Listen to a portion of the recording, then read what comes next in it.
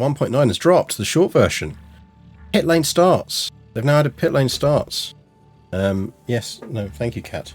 Very helpful of you to sit there. You've now got the ability to focus driver development, including for affiliates. You now have a new stat called Team Suitability. So when you're looking at moving between teams, it's not just reflected on your score. And the same goes for engineers and drivers and things. They will actually consider how they feel your team fits with them as a person. So if you're trying to sign, you know, like Max Verstappen after one good season at Alpine, it doesn't matter how much money you offer him, he's not going to sign for you. Some whole bunch of stability and performance stuff. They have changed the way powertrain costs are calculated. So rather than that massive lump sum hit at the beginning of a season, it's now spread out through season. Bunch of other improvements on things. Contract rumors. We now have contract rumors. You actually get some better contract changes and management. Some general bits fixed around engine performance and the way races play out. Some stuff around DNFs working better.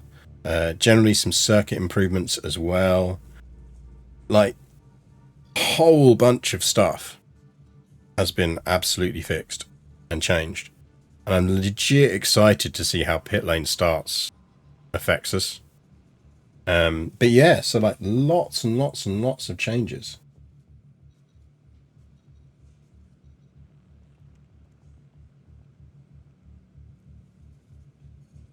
We still do not have a weather center y-axis, obviously.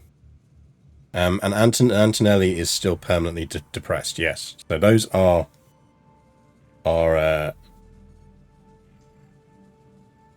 issues. So that's fun. But yeah, so actually, how does that reflect through? Well, what this now means is it should be, if we go here,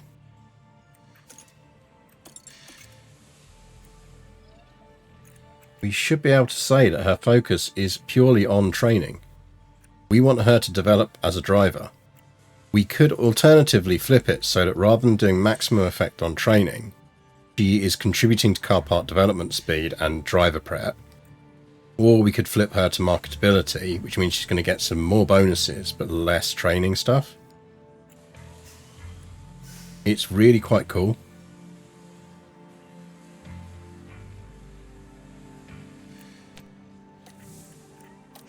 So we should have all of our affiliates on driver development. In fact, given that we're a young team, we're probably going to want everyone on driver development.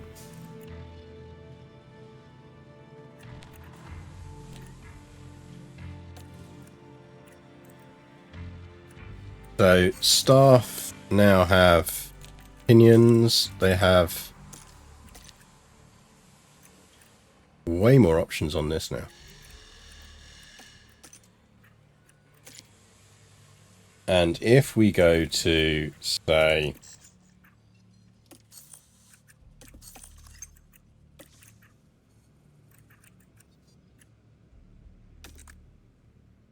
like we should actually, when we do a contract negotiation, yeah, let's see, that's team suitability. How prepared they are to join our team. Recruiting a female driver and only having her on marketing is pretty cursed. Yeah. I mean, be very F1 though, let's be honest. So yeah, a whole bunch of interesting improvements there, which is cool. Right, where were we? Anyone remember? Oh, we are in Monaco. We are in Monaco, chat. So next up, we have Monaco. We are off to the big Monaco. And yeah, as some of you have already noticed, the other big news is we do now have an official Italian bakery of the stream. I know you're all excited about this. I know you've been all calling for it. We are now officially sponsored by Panificio Pastissiera or Pastistia Rigato. They are a 3-generation owned female Italian bakery in Italy, and they make amazing baked goods. And if you use the code Garius at checkout, you get a 10% discount.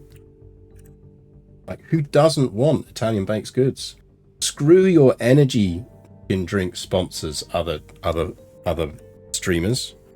We bring you the best panettone around. They do ship to the UK. They also ship to Europe, obviously. It is coming to you from Italy. They have an English website as well as an Italian one. You just click Italian English at the top. But I mean, let me show you some of this stuff, chat. Let me show you some of this stuff.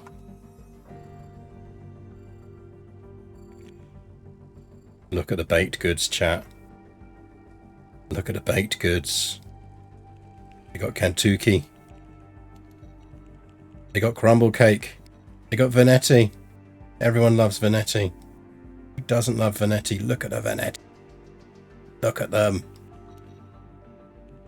So yeah, get all your Italian baked goods for Christmas from this lovely little bakery. Female-owned business in Italy.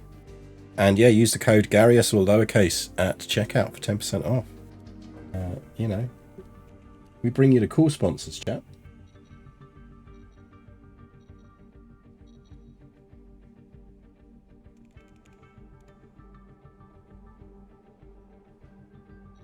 Having played some of this earlier today, Team C2B doesn't work quite like I thought it would.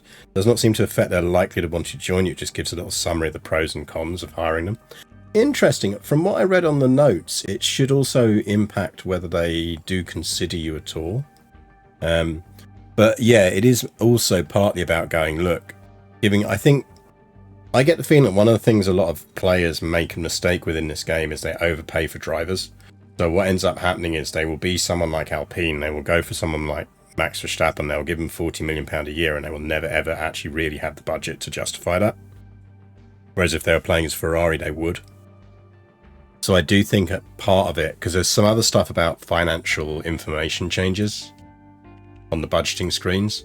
So I think what they've done quite well is get better at working out that you really kind of need to give more people more information. Certainly new players, they're not getting enough information about how their budgets are going to play out.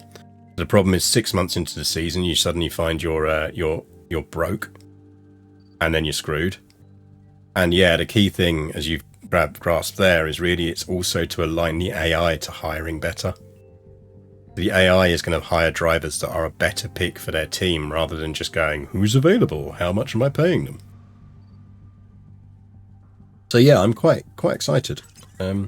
But yeah, we are off to Monaco. Let's just do a general survey. We are now fully in research mode.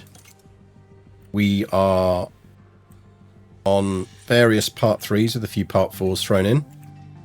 In terms of expectations and performance, our target is 3rd or above. We are on target. In terms of performance, we are comfortably in 3rd, and we're happy with that. I'm not really fussed about finishing higher than 3rd, so that's good. In terms of drivers, Kimi and Ollie are 4th and 5th in the driver table, which is nice. So we are kind of cruising through this season, and really our focus is very much on affiliate driver training. We have Abby, who is gradually getting up to the point where maybe she should get a drive, but we are perhaps putting a fair bit of effort into our younger drivers as well, because they are younger. But we'll see. So that's worth considering. In terms of actually for our drivers here, I think we can need them on development. That's fine. Car parts. How are we looking? Got some parts expiring on car 2. Car 1 is pretty fresh. In terms of general analysis, like, we are a pretty good car. In theory, we are the best car on the grid. It's very much in theory. I don't think there's much in it, really.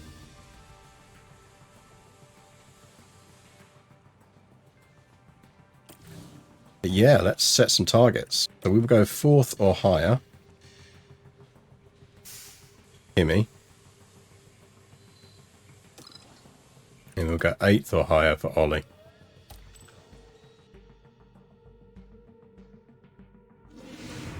Welcome along to one of the biggest weekends in We motorsports. are going to need Here in F1 Monaco. setup.it. Cars have been racing through Open. Monaco's streets since 1929, and this weekend is no exception, as we get to watch the new generation of world-class drivers take over Monte Carlo. In the last round, Max Verstappen flew to victory, the Dutchman proving that he can be absolutely unstoppable when he's in such fine form. Well, when he's in one of my cars. It's time Let's be honest. for another thrilling weekend of F1 drama. I mean, Max is good, but he wouldn't be half as good if he wasn't sat in that BMW I made so brilliant. But we got moderate rain for the race. Ominous. Right. Run plan. Car parts. So once a car goes out on the track during Q1, a car part can only be replaced by a part of the same design. They give you actual notes on this shit now, which is nice.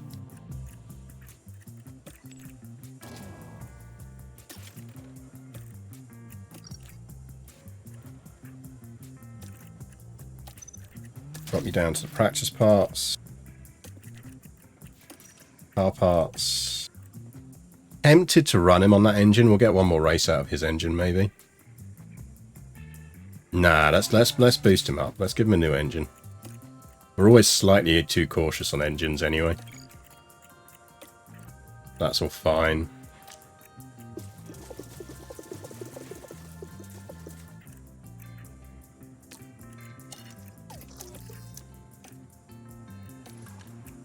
We'll put Abby in that car. We'll put Aurelia in that car.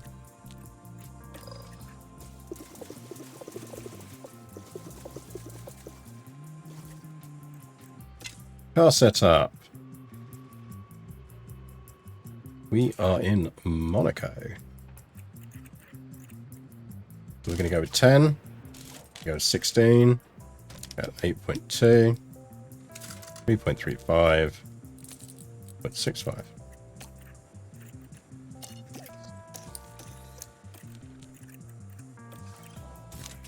Ten, 16, 8.2, 0.35, 0.65.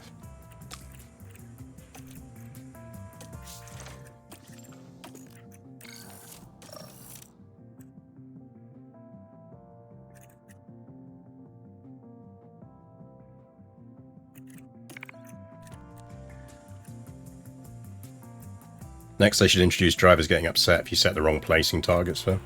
The thing is, I still think the placing targets is still slightly over cautious. But it is what it is. Right, get out there. Make sure this car is decent, please.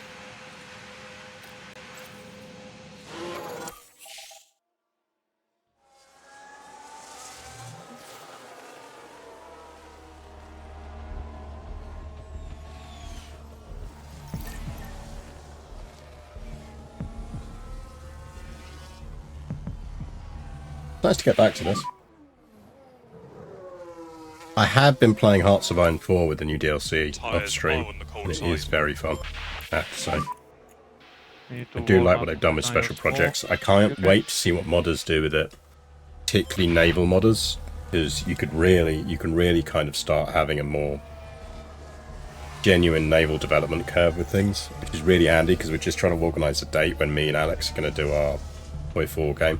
If the naval modders update that in time, that's going to be really cool.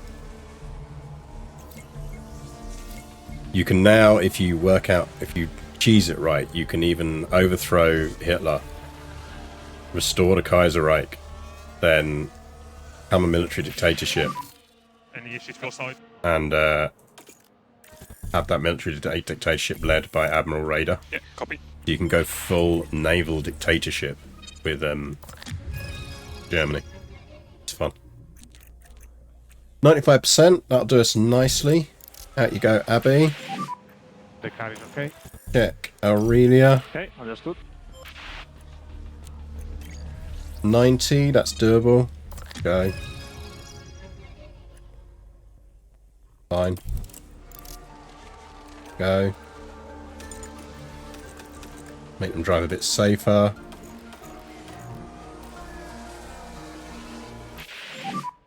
Keep on working the tyres. Focus on the temperature and the tires.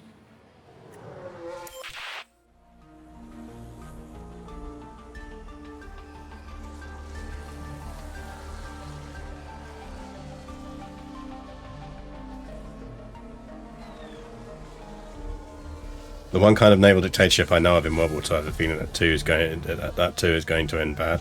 We're talking Hungary. U-boats, Q-boats, any boat you like. Yep. All the boats. Yeah, secret project. Oh, the special projects make it really interesting. Think in Japan. I mean, yeah, no, yeah. Not officially a naval dictatorship, but yeah, effectively one.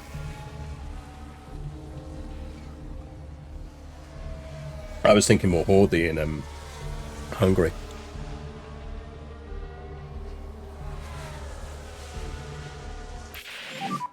There is actually an achievement in Hearts of Iron 4. I wonder if they fixed it, because it's busted for years. Of restoring the Habsburgs. Puts Horthy back in as an admiral, and then building a battleship as the Austro-Hungarian Empire with Horthy as an admiral.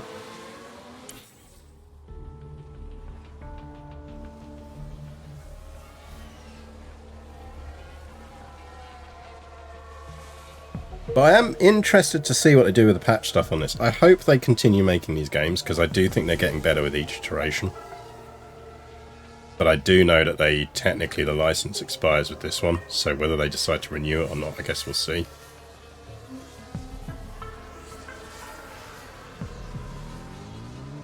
I honestly think that if they could find a way to add F2 and F3 and essentially allow you to have a tick box that does promotion and demotion, the amount of life you'd get out of this game would be huge.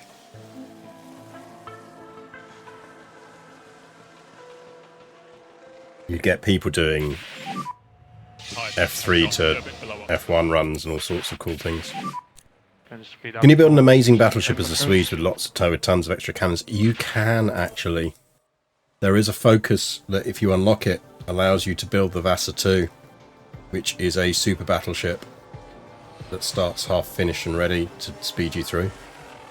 I don't think there's an event where it sinks.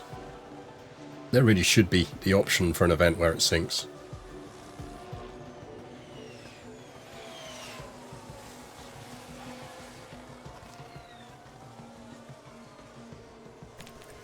Well, that's a good P1, ladies. Well done.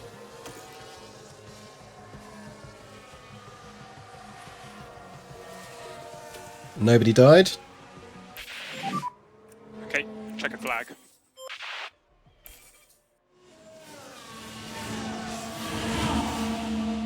The important thing is nobody died.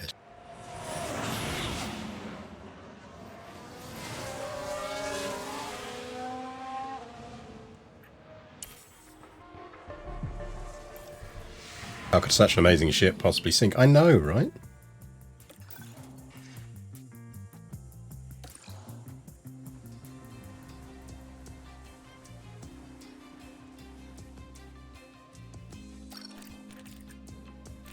Right, Anton Bear back in the car. Let's see what your driver preparation actually is. I don't want Antonelli maxed out for this one. I think we are going to push for the win here. So we will give him the full practice. Bearman. I mean...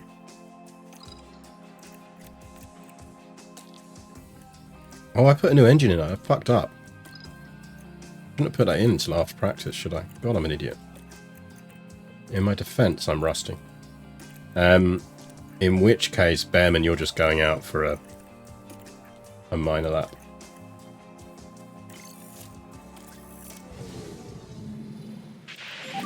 Ant can go out. Bear can go out. 67. Get him up to 70. Be safe.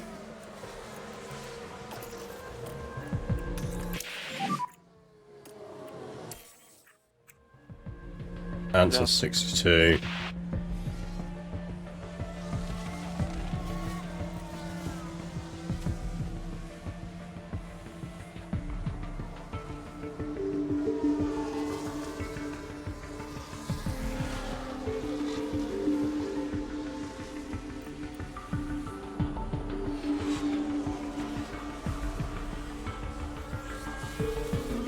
Interesting that that's only curving up like that.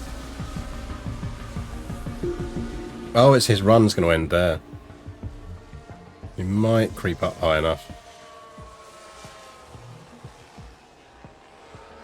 I think 68 is fine. I think it still puts him in his zone. Not the end of the world.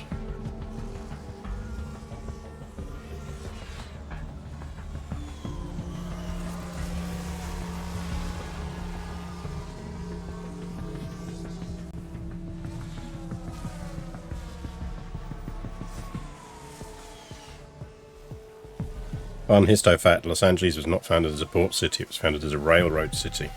And it was expanded inland. What was secondary, which is why the LA city centre is deep inland. Oh, interesting.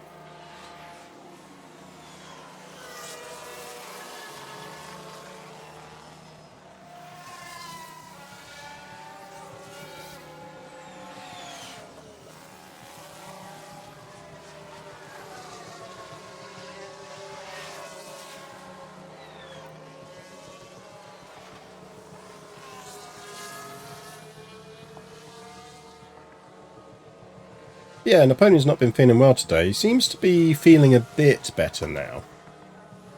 He certainly was keen for dinner. I've not given him a full dinner. I've given him a partial dinner. We'll see how he does with it. I'll give him a bit more later.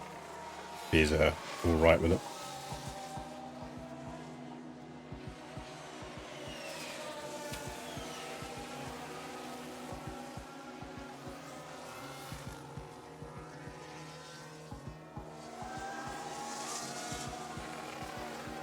He's mostly been snoozing today.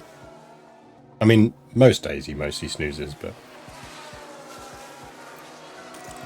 he was mostly snoozing more than he normally mostly snoozes. What I'm getting at, I guess.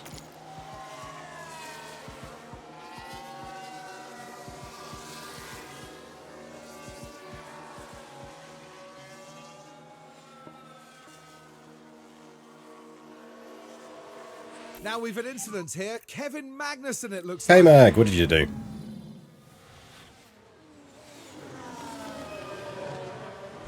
Oh, Kev. There's a wall there, Kev. It's not going the way the team had hoped today. That is for sure.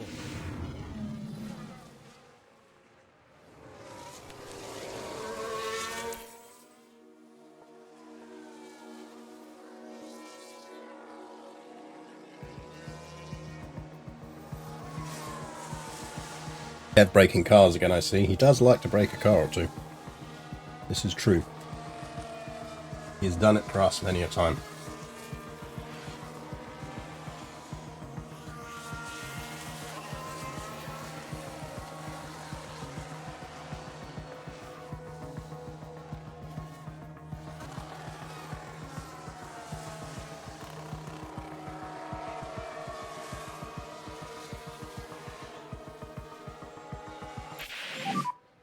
Okay, that's the checkered flag.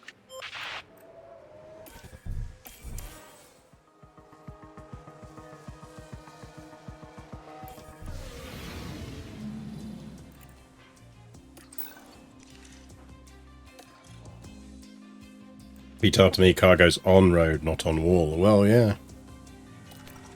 You were learning that, Kadar K-Mag.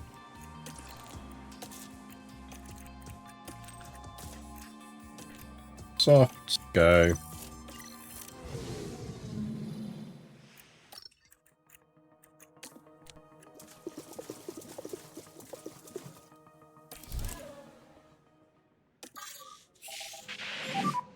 Hungry.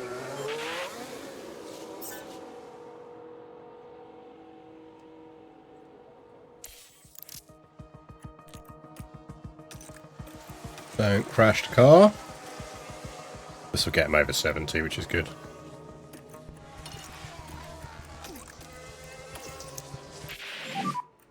Battery's good when you need it. Copy.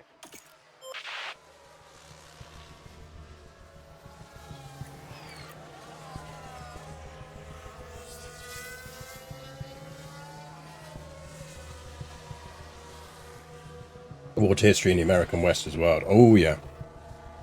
Especially when you look at states' water rights. And one of the major states' water right negotiations between 3 of the states due again next year after like 100 years. I'm sure that'll go well under Trump.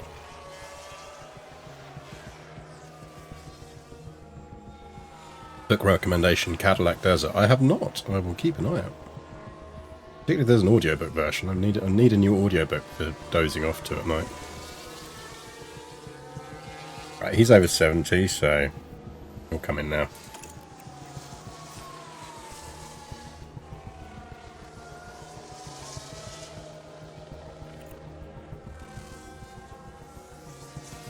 Right, he's going to cap out nicely, so we timed that right.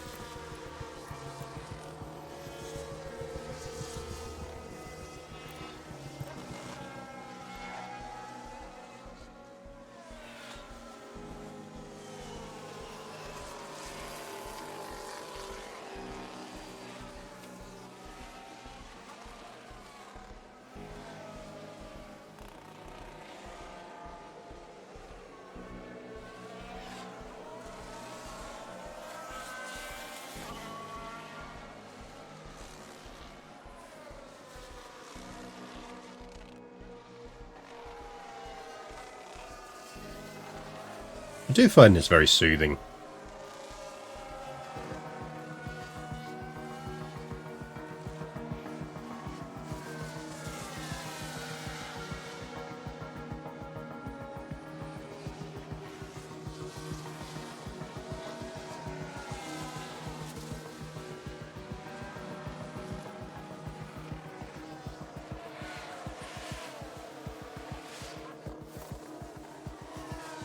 Yeah, I think that's the one, the Colorado River Compact.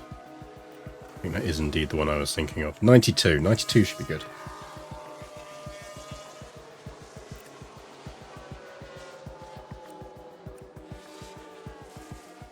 Crazy how far I managed to stretch those softs.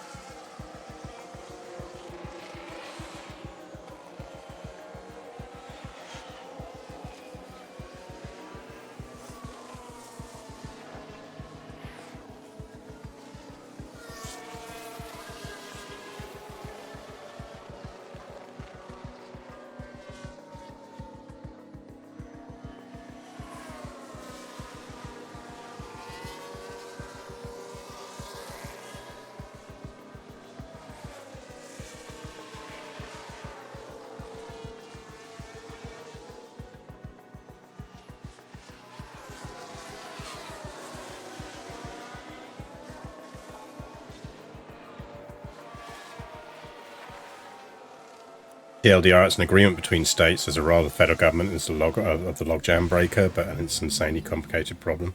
One of the key problems is that all the water allocations were done based on an estimate of Colorado River flow that was far too high. Yeah, but this is why I do strongly suspect that it's going to end up being a federal decision. Because I just can't see a way the states unpick it.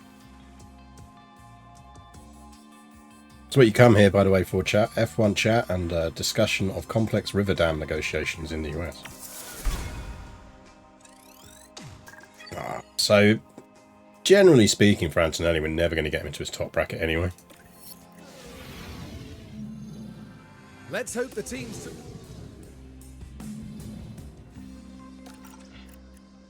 Right, we're on soft. Let's get the good car parts in. Give me a fresh engine. Give me a fresh gearbox. You are already accidentally on a fresh engine, and you can have a fresh gearbox. And cake. Cake indeed! Exclamation mark Panettone for our official Italian bakery of the stream. Use the code Garius to get 10% off all of your panettone needs.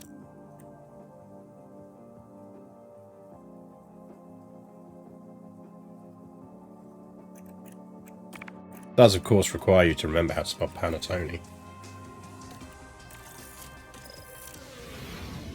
The only thing you get from this stream is the correct way to spell panettone, and I will feel like I've achieved something.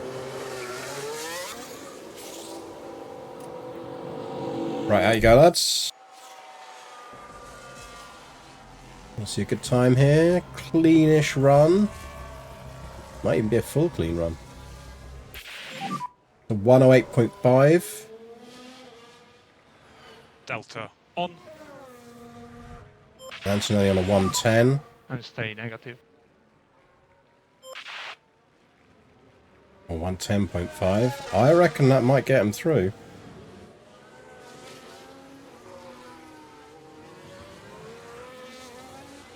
We'll also get a color chart sponsor. Yeah, that would be our Pantone sponsor.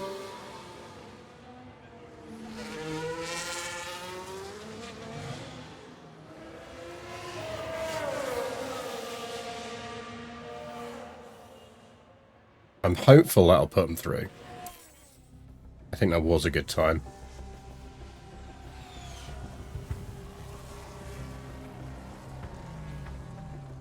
I'd expect the Red Bulls and the BMWs to place above us, but...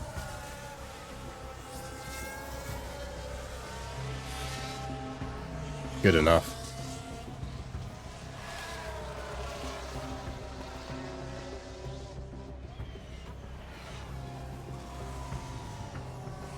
And should be up to Q2 on these tyres. I think we'll push Bearman to fresh softs.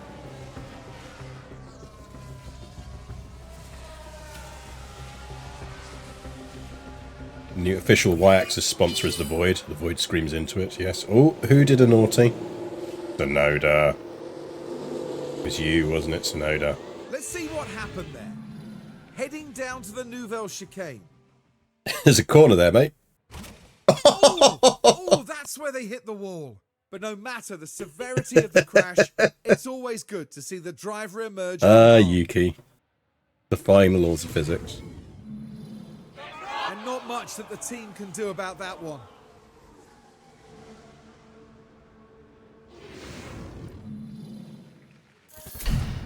You got to think that's no restart, surely.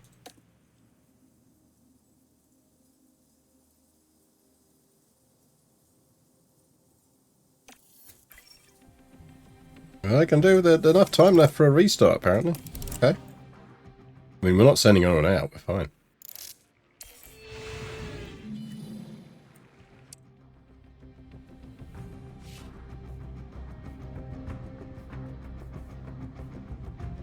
Admittedly, reality has a more convincing physics engine, yep.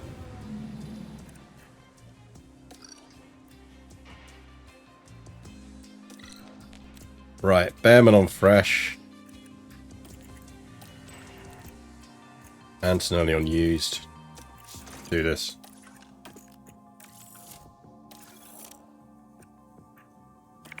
Seems everyone made the same decision I did, yeah. I mean, like, thing is, everyone has set times. I mean, you could theoretically have got a lap in that time. I'm slightly surprised some of the lower ranking teams didn't at least attempt it. But it is what it is. Not a great run.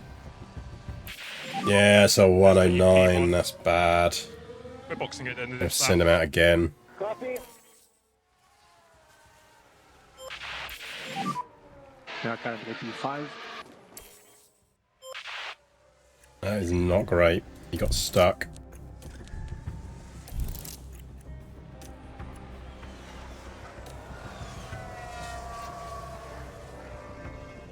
Right, should be alright now. That's a clean run. That's better. Currently P2. Good lad. Okay, nice lap. Let's hope Bearman can do better as well. Nope. P11. Be really anticlimactic to open up after the red flag and literally no one goes out, yeah.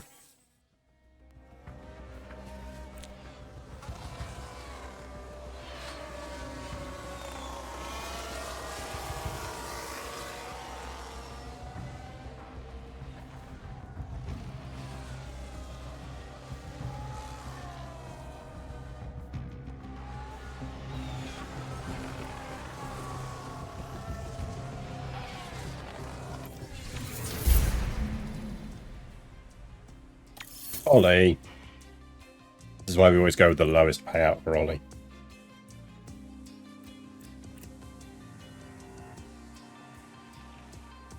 Could you send your other drivers out on garbage tyres after setting a good time to mess with the other drivers? I mean, you could, but the problem is then for the rest of the season, every other driver is just going to fuck with your drivers, so...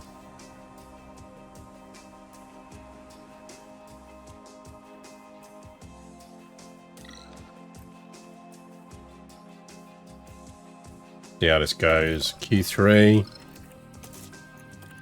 Fresh softs. Might be alright. I'd like second row. Get second row, I'll be happy.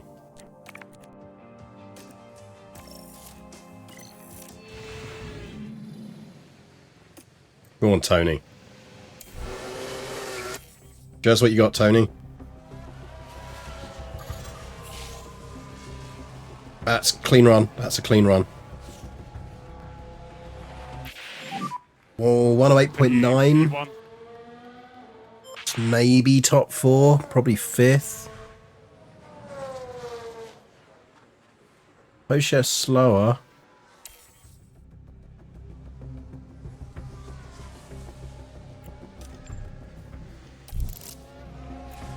Verstappen slower. Piastri better, that's not surprising, that Red Bull's good. Piastri's arguably the best driver in the race at this point. Oh, who fucking red flagged us? Damn it.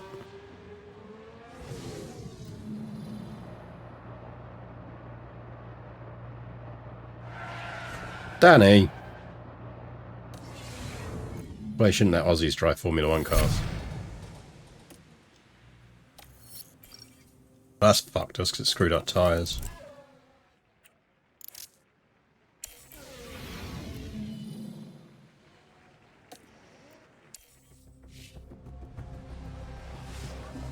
Expect everyone to come out, but maybe not.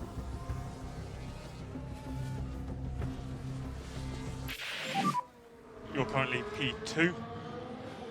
Yeah, I kind of feel like we're ending up 5th here. Positive on the brakes on the way in. But maybe we'll be better than Ocon.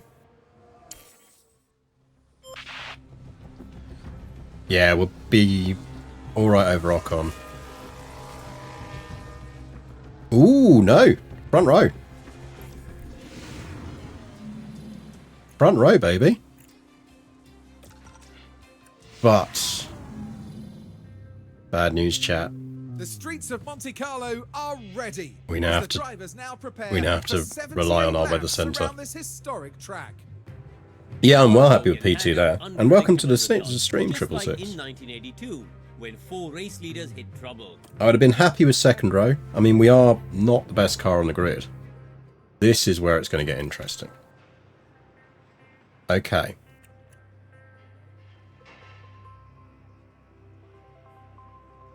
Are you huffing crack,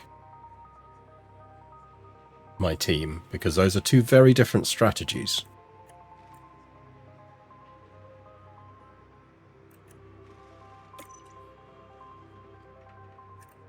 Is the crack being huffed?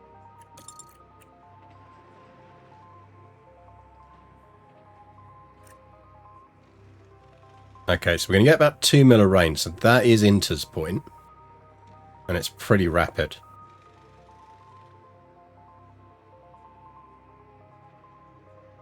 Definitely finish on softs. Mr. Start Stream, did you discuss the patch that just dropped? Yeah, it's going to be really good. Also, you missed the announcement of our official panettone provider. Do you like Italian baked goods? Lurkerben. If you like Italian baked goods, then boy, do I have a new sponsor that you're going to be happy with. It's a literal Italian bakery owned by third generation female owners from a small family. I'm thinking, forget where it is. Vicenza?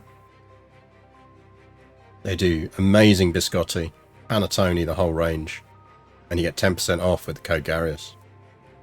And I really want to push it here and on Blue Sky because I just want to confuse the shit out of a small Italian bakery as to why they're suddenly selling so much stuff across Europe and into export. It's honest to God my desire to make them in some way, have a really, really good Christmas by selling lots and lots and lots of panettone and not really understanding why. Anyway, strategies. I kind of feel like we go hards into inters and then we finish on softs. I go mediums into inters and finish on softs. We're going to go end up on softs about there. The inters probably going to be, let's say there, so we're going conservative.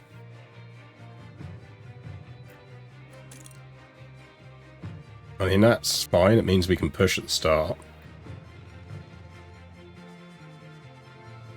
We can really murk it there. I mean, I think that's what we're doing.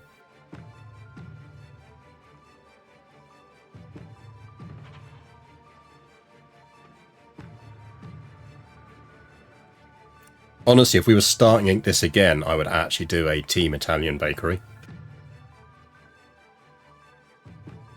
We should do one of that, actually. We should do a run where we just start. It's our proper Italian, probably a team thingy moda, but with an Italian bakery.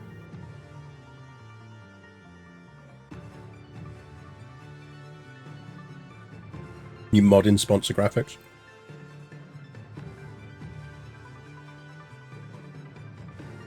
We're in a small town outside of Venice, as far as I can tell. There you go. Come on, even more reason why we should just confuse the shit out of them by flooding them with orders for awesome Italian baked goods.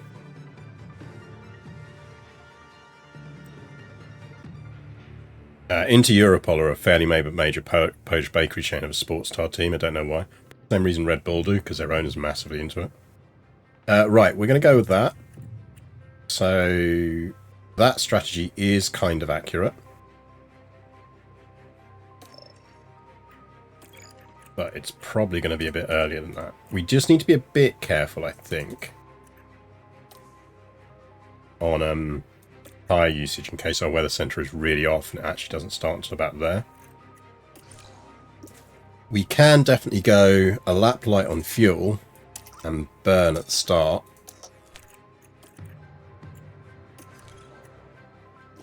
Because we're going to have a long period on inters to make that fuel back.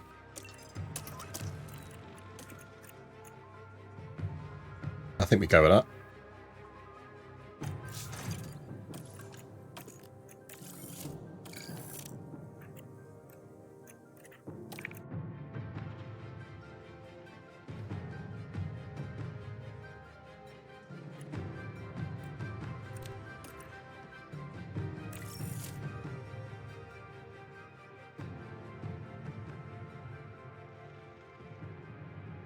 Ooh, wet Monaco race. Does this game know about maximum elapsed time? Yeah.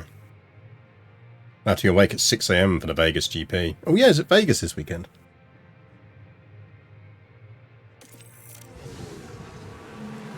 Well then, it's not long until we get started here, and we should be in for a tightly contested race.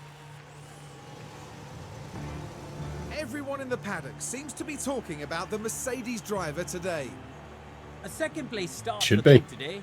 They'll be aiming for a podium, but could they even sneak the win? I would like to think so. I am the king of Monaco. The time has come. Let's go racing. We're here and the streets are abuzz at the Monaco Grand Prix. And we've done well with Monaco in the rain Lights before. out, and away we go. Didn't get a good start though. Those BMWs are going to take us on that one.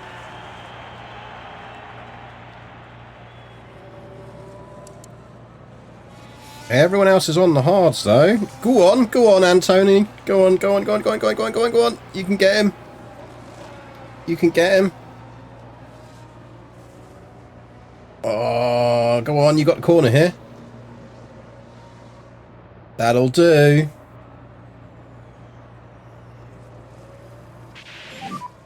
Yes, let's go. Don't think we'll be able to put up enough time on it to drop him though.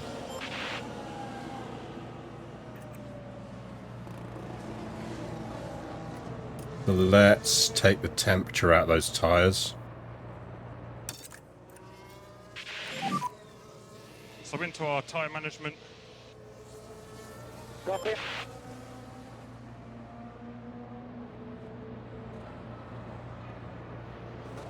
Fight will be between McLaren and Ferrari. Be interesting. Yeah, I mean, as a lifelong McLaren fan, I'm mildly annoyed at how they've screwed up the drivers' race. I do sort of think this was Lando Norris's only chance to win it, You are the race leader. because the reality is, if we're brutally honest about it, Piastri's the better driver. I think he's got a high ceiling as a driver. Focus on tires. He does absolutely make some absolute ricks though, and he needs to learn not to do that.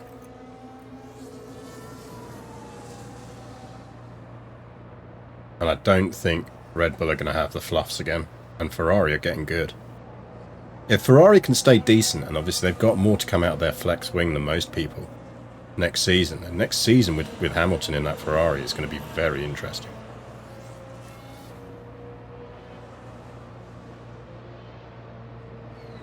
Right, Antonelli and Piastri have dropped Verstappen here. Let's see if we can get away running on standard for a bit. So let's manage the tyres. Behrman's managed to sneak his way up to 11th. Copy. He has dropped Danny.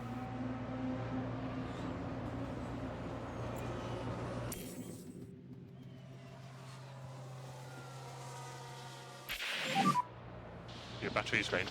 We have just dropped Piastri.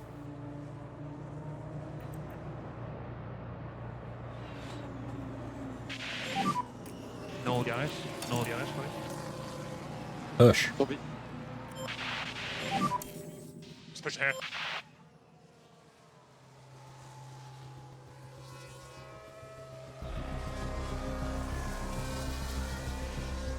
I reckon we can afford to push here.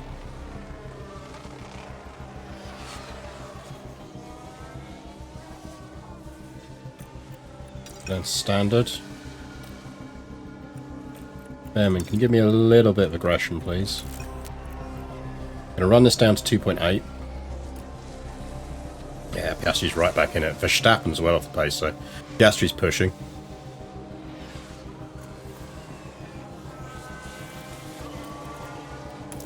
Let's get you temperature out of those tyres.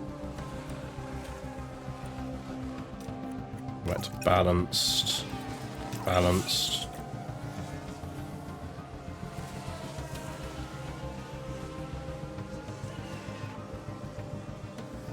The fastest lap bonus being dropped for next season, there won't be any point going for it. I mean, I don't underestimate the pride and cachet that drivers, Formula 1 drivers, put with that. Behrman gradually climbing. We should be able to take a look here. Now we're just proceeding through turn 4. Ooh, nicely The done. opportunity's there. Well taken.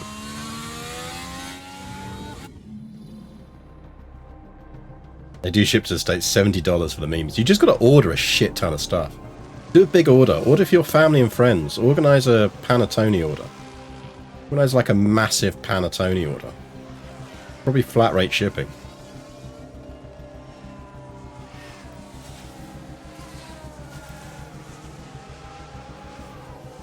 Yeah, I thought Piastri would get us at some point. We can give it a couple This of is going to laps. come down to how close the rain actually is or not. They're predicting lower than we thought, around about 30. I think we'll be alright. Just about. We're not going to have a lot left in the tyres by the time we get there, though. Overtake is available. Copy.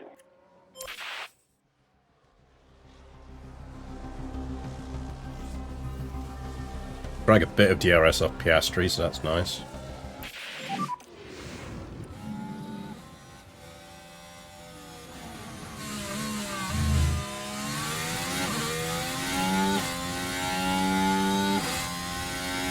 Yes, let's go. Let's go indeed, Kimmy.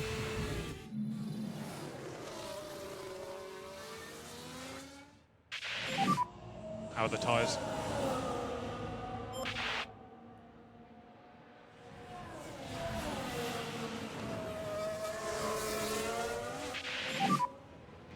DRS. No DRS. Copy.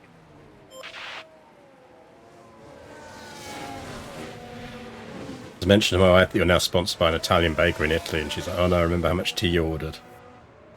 Yeah, it's going to be good panettone. I am only sponsored by the best panettone. We really need some rain relatively soon. As our weather centre let us down once again.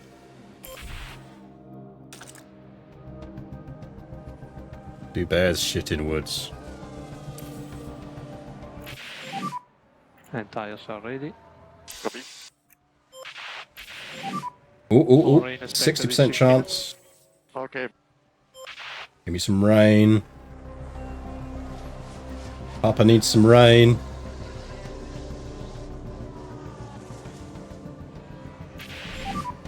Copy.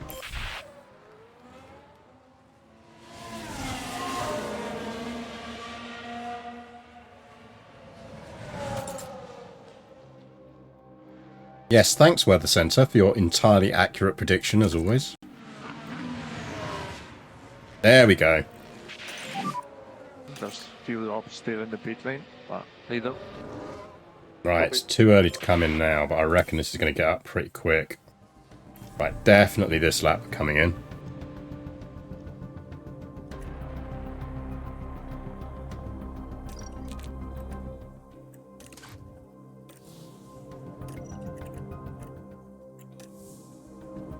Ooh, can we get Bearman in now? Probably a bit too soon. Oh, we got him in! There's rain Fuck. coming. Copy. Pull that one off.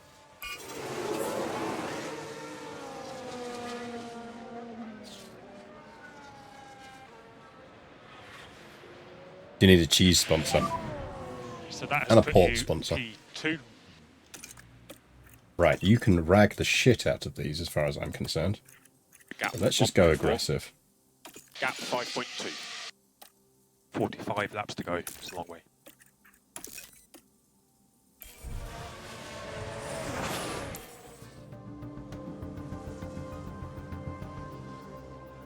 I would expect Verstappen Now to pull we've had back a on us. crash. Album, what did you do, man? And how many people did you do it to?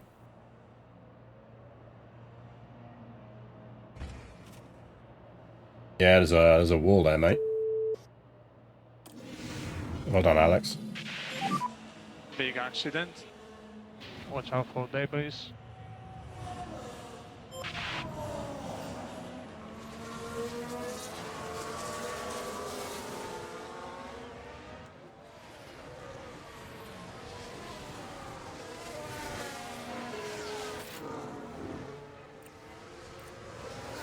Yeah, I bet Albin has car damage.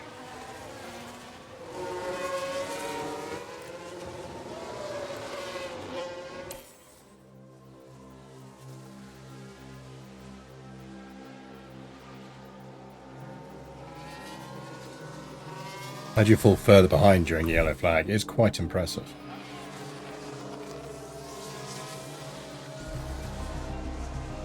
I mean, I think this is Piastri's race, let's be honest.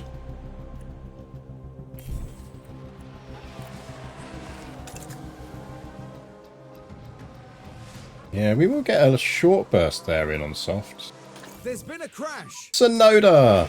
Buddy! How you doing, pal?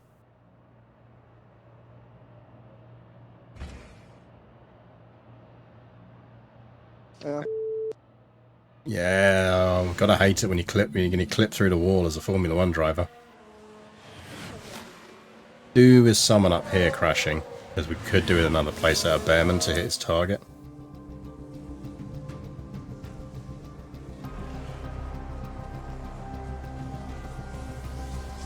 Max is pushing, but I can't see him getting past, not in the wet.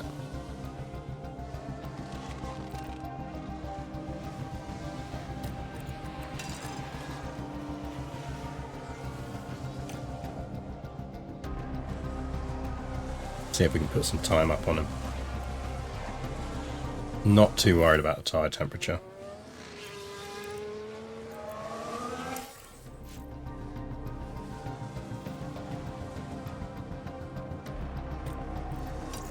standard for a bit, take temperature out. Gastrical mechanical fault might be good news for us.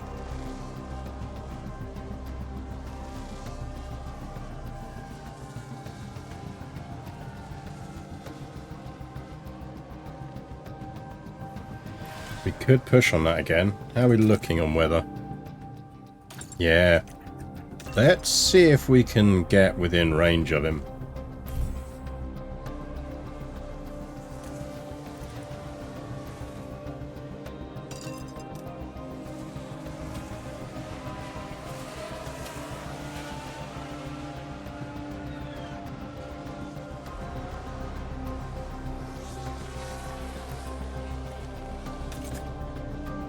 This track's drying off soon. Guess the question is whether we're going for the undercut or not. Damn, Bearman overtaking in the rain. So we're heading now into turn 5. The opportunity begging to be taken. Nicely done.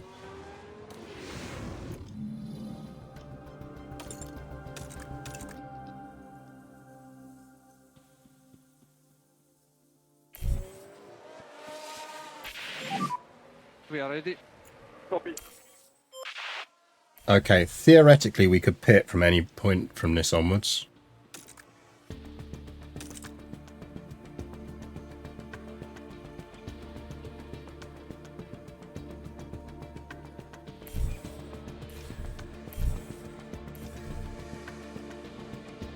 I think we pit Antonelli, Bearman does one more lap.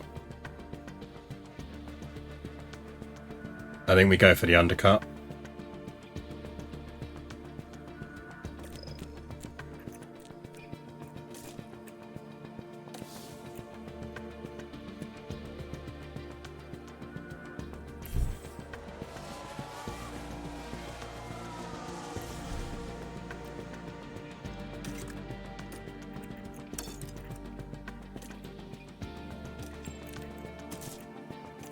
Go. Oh, that hasn't dropped off. There we go. Oh, we might have fucked that. I think we pitted too early. Ooh. Should have stayed out one more. The rain didn't curve off as quickly as we wanted. Copy.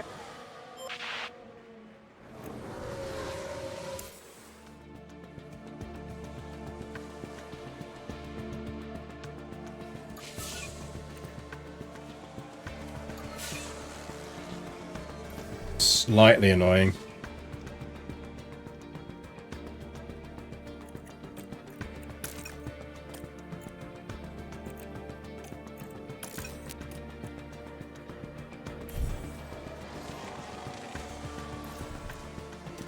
Piastri's going to be on the better tyres now.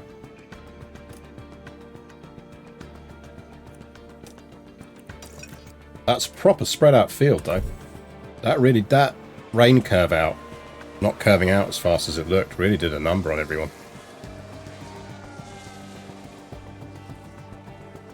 We'll get a podium out of that though. I'll take the podium. I like podiums.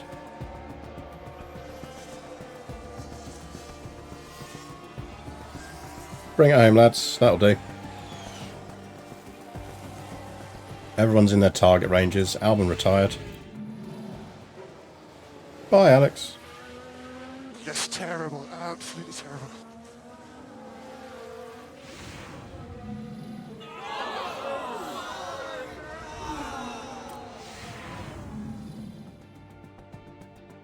Oh yeah, the track's not entirely drying out. I'll have to fix that. That's a little bit of a bug. I mean, it's not a huge issue. But that is definitely a little bug. I suspect that's a rounding error they've introduced somehow. Final. Yeah, I mean, Max pushed, but he was never making that up. Now it's the checker flag. There you go. P2. I need to improve a bit the driving. To the Depressed Antonelli. Yeah, Still a thing. feels better to be honest. Their driver has certainly made Mercedes very proud. Brilliant result here. This podium is something the whole team can be I'll proud take of. that. Excellent strategy and perfectly executed. The team has been waiting patiently there, and you can see just how much it means to each and every one of them. And as proceedings start to wind down here, what will Mercedes have made of this result, Karun? They'll certainly be pleased to have made the podium. A job well done for sure. And thank you everyone for joining us this weekend here in Monaco. For the next round, the teams are travelling to the Circuit Gilles Villeneuve for the Canadian Grand Prix in We are off to Montreal. the Gilles Villeneuve.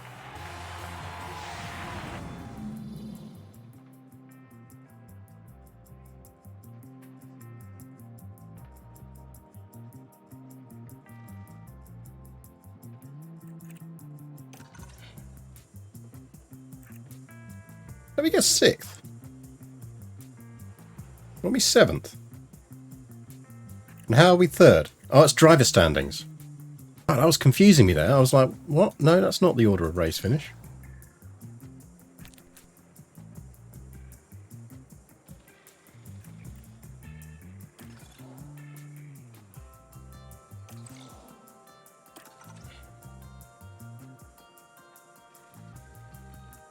F1 announced today Canada will run before Monaco from 2026 onwards. Oh, have they? Lane. Yeah, so we picked up 800 grand there. That's nice.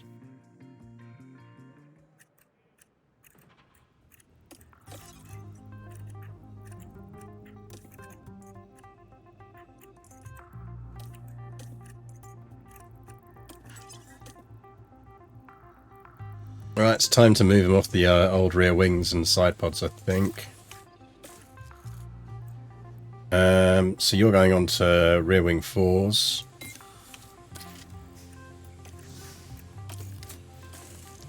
And side pod 3s. Well, actually, we'll run you on the side pod 2s. Let's use them up.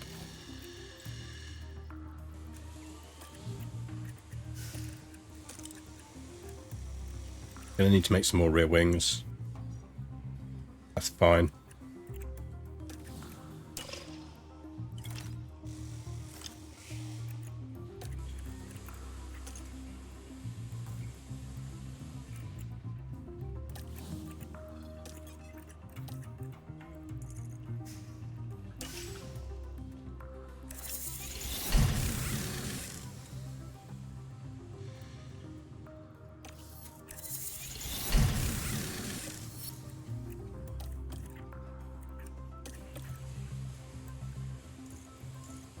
Spotlight on Haas. Yeah, I mean, we're driving into walls will do that. Right, so we need some rear wing 4s. Get 2 of them. And all right on those. Side pods are building. I think we're all right. Parts.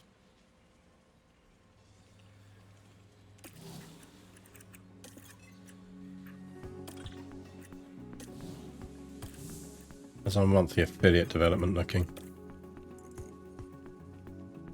Nobel's picked up a point. Abby picked up a point. I mean, they're not developing as fast as I'd like.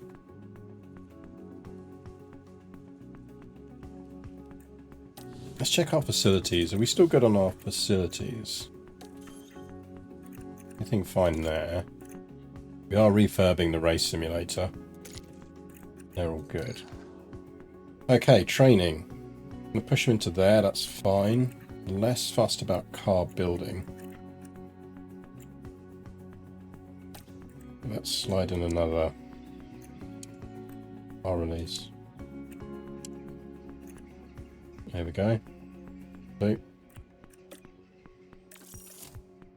Good, I like.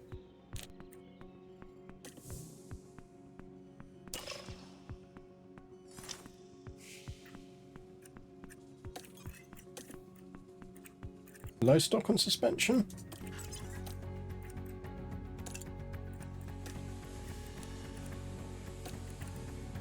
I mean, yeah, we've got plenty of that.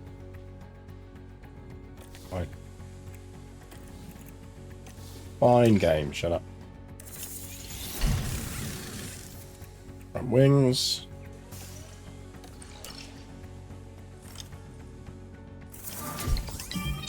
Bustamante just scored up.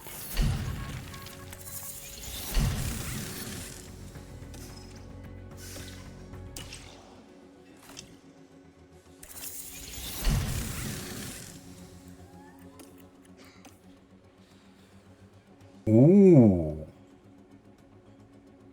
We've got the design center event.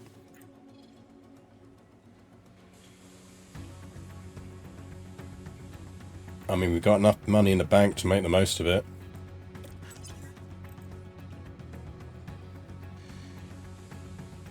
When is the next ATR period is the question. Ugh, not till there. It's alright, I reckon.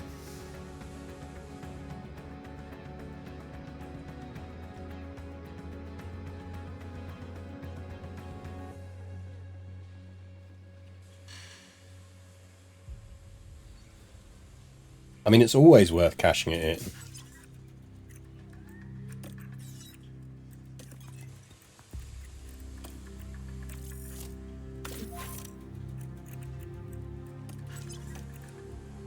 Right. So that lot finishes in 5 to 10 days.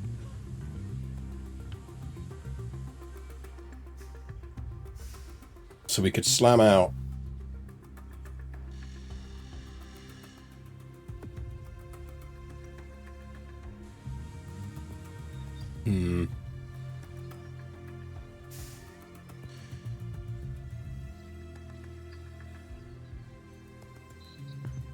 Oh, I've got to do maths now on how many projects we're getting in.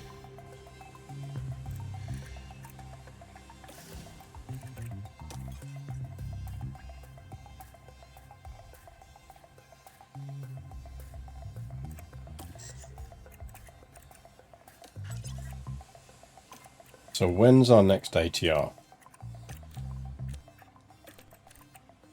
19 days.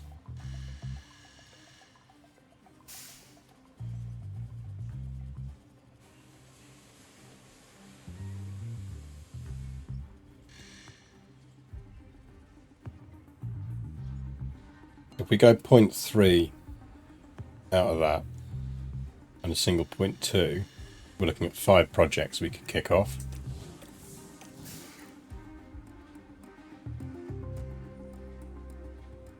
Should leave 1 slot empty.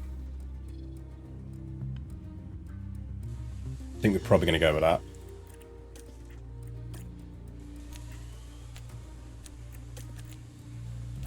I assume we can get more engineers, but I don't know if we really want that.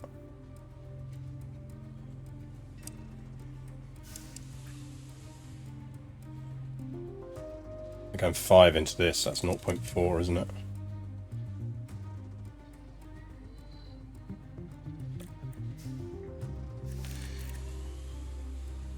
Balance is fine.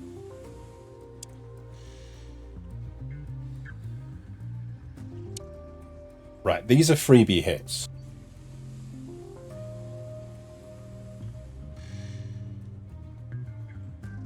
Essentially, we're getting 1 extra bonus project out. There's no point chucking enough engineers in it to get it down to that.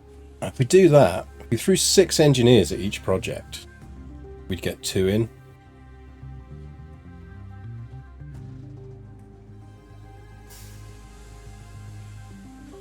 Maybe we do that.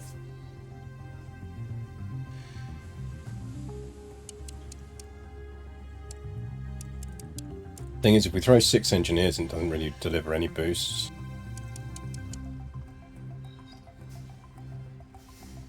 I think maybe these are just 2 freebies.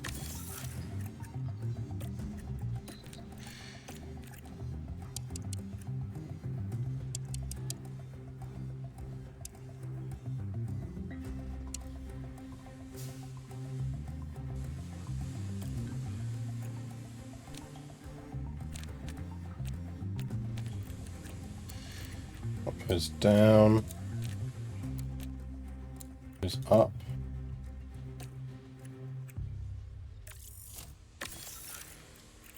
Right, so chat, remember it's side pods and suspension that we let elapse. We're not doing them again.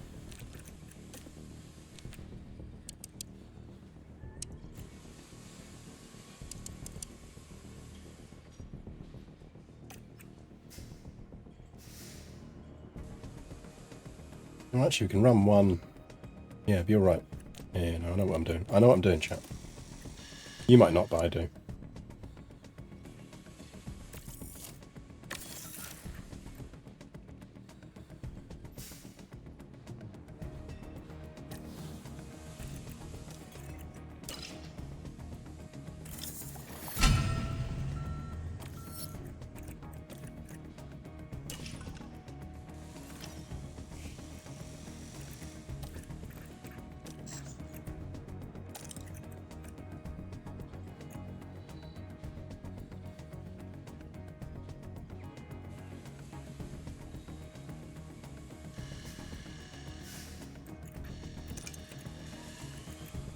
Base targets.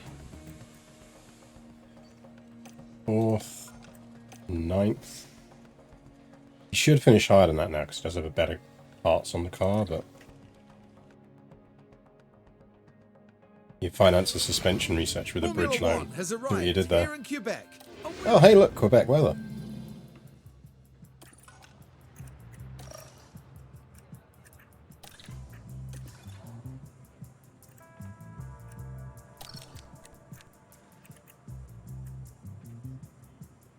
So we want Canada.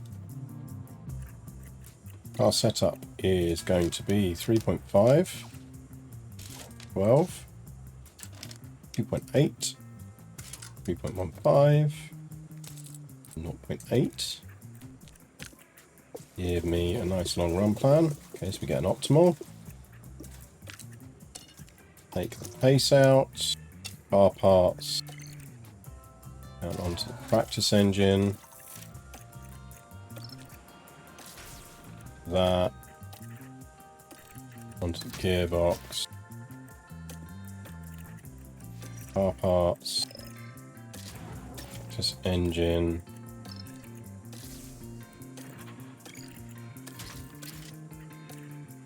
Fine.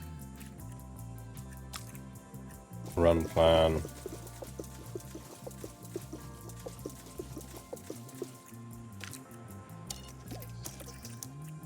That.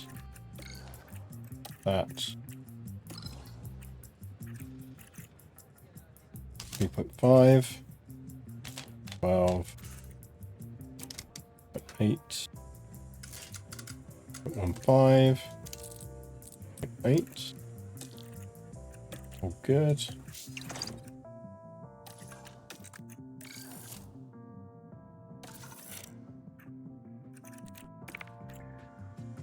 Go. Oh, did I change parts out there? Yes.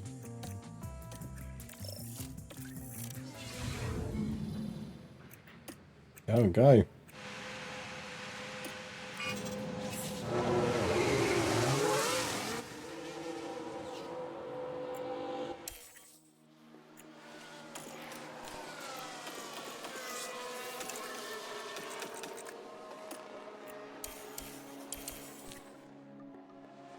Don't crash, ladies.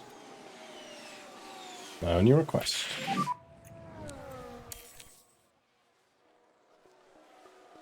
Only thing I ask of you. Tyres are cold.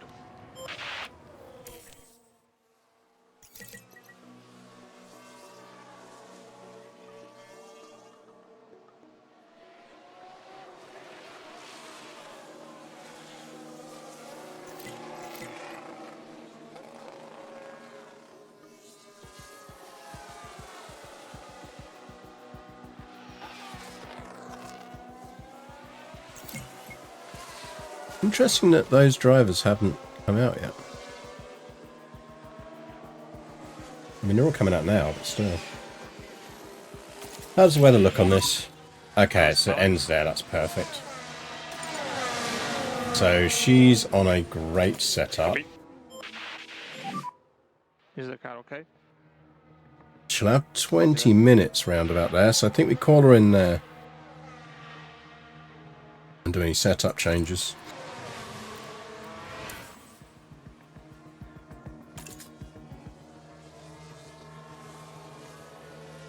It should still give them time to make the parts changes and ideally work out the car settings.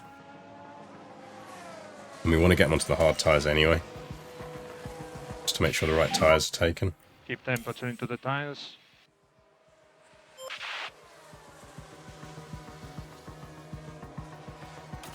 Do with the water starting to drop off though.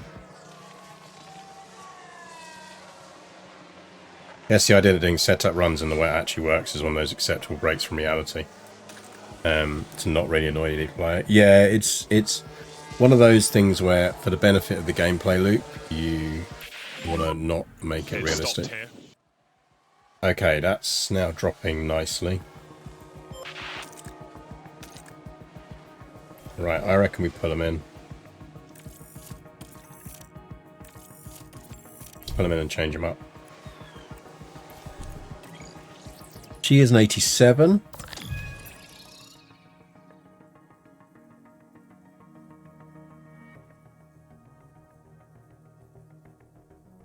That is great. Optimal. Great, great. Good. That's suggesting a 2.5, 11.5, 2.8, 230, and a 1. Tires, I want you on the hards. 96, that's fine, that's just a tyre switch out.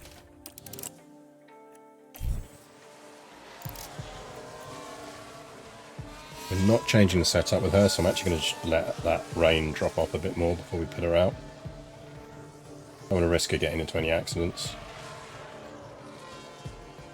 Okay, here you go.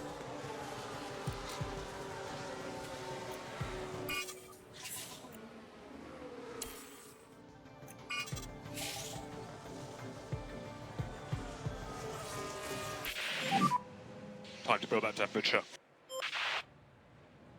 It'd be very easy to make this game totally unplayable without a spreadsheet. Their ability to not do that really makes the game better than some of its parts.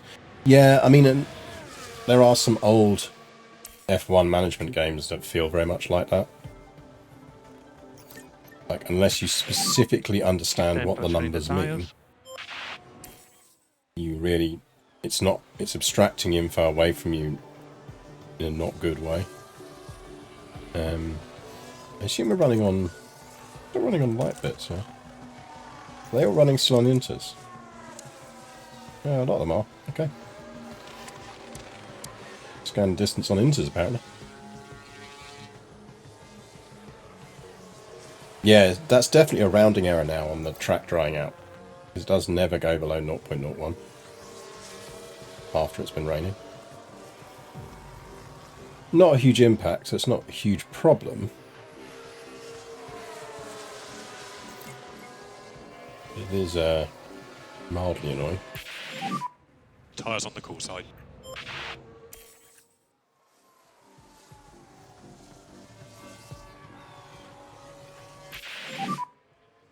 Need to warm up the tires more if you can. Is it all okay? Ooh, an optimal, nice. Okay, copy it. You do love an optimal.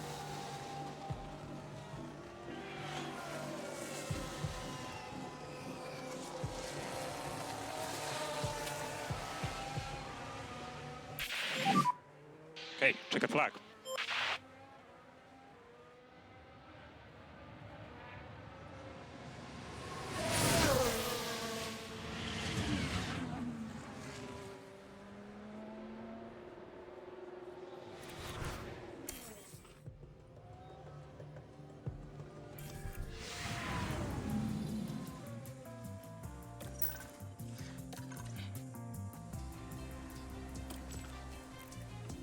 Ooh, proper wet weather.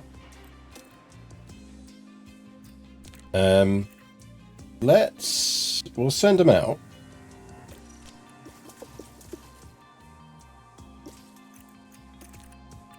We will send them out.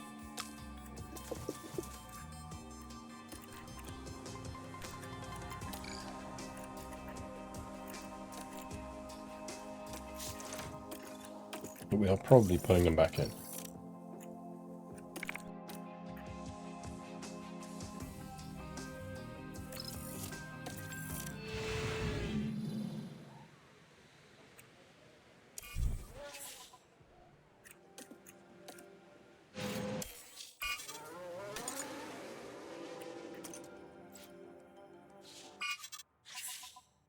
I mean, that's not really wet weather.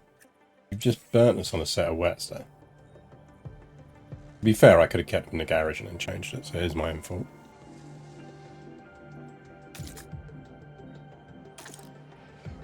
$68, $71. I mean, they're both in their brackets, so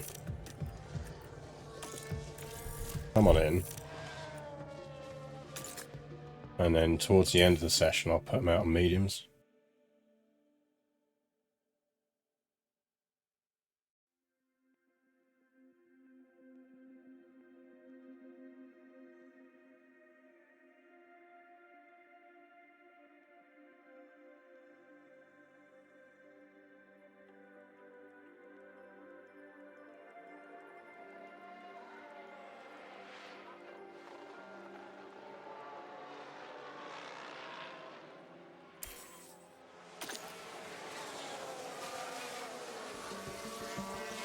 Ooh, fastest in P2.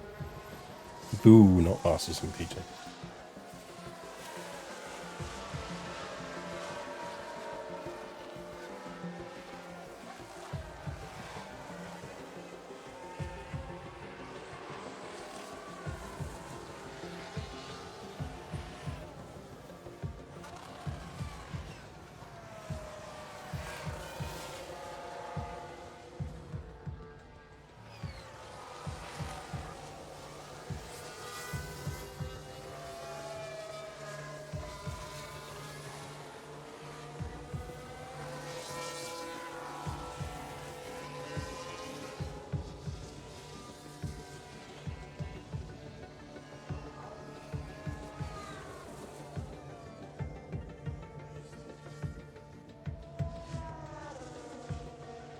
Yeah, so what do we need to reconfigure them on so I don't forget? We're going to ping them out in mediums, aren't we? Is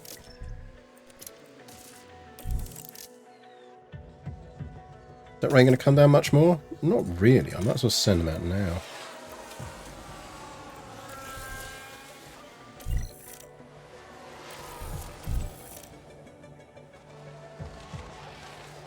Right, they're back in. I'm going to go grab a drink. Be back in a second. Chat. Don't let anyone crash. There's a yellow flag now.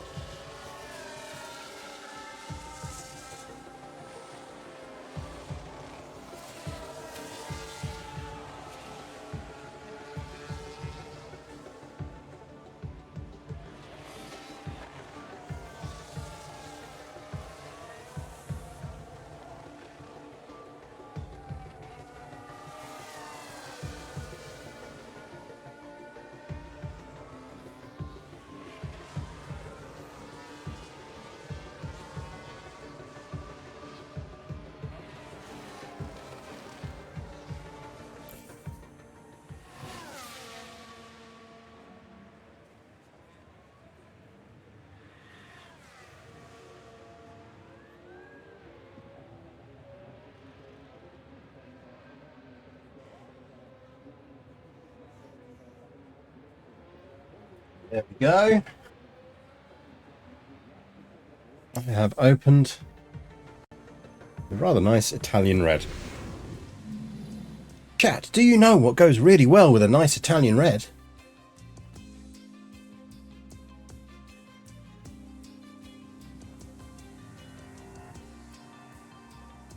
Go on, take a guess.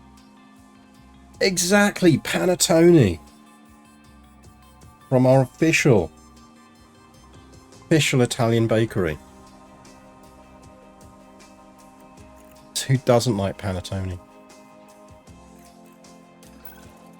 Or an impressive variety of Italian biscuits.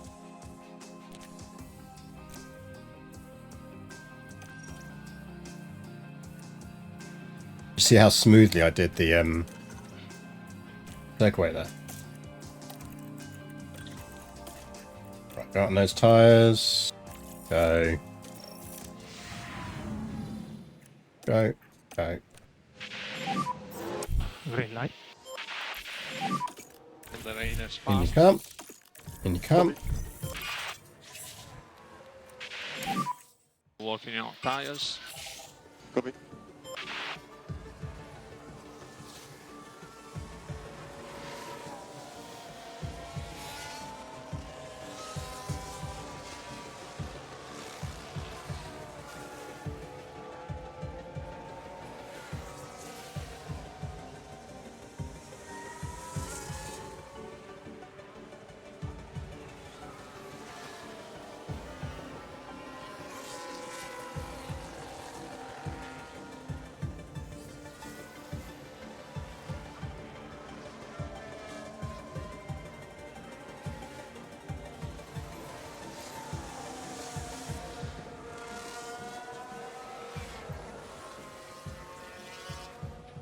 Like, I imagine that we would all be sat in the garage while everyone else is driving around and we're just like munching on nice Italian snacks. Just wandering around the pit lane, just kind of offering panettone to people.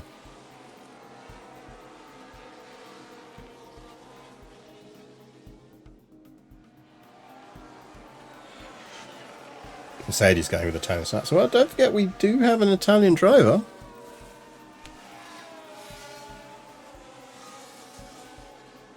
We can hand wave this as a personal sponsor for Antonelli.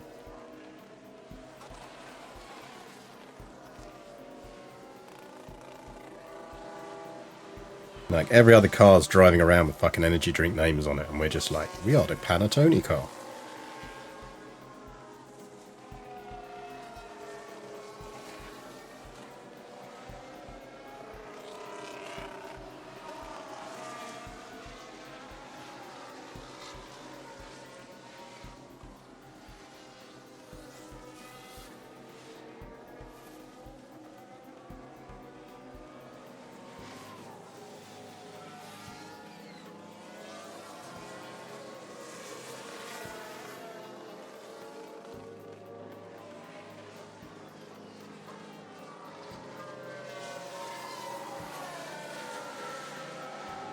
I'm going to put off all the other pit crews by making them really, really hungry. Yep. Just walking in and laughing at their snack selection. Going like, you call this a snack table? We have baked Italian goods.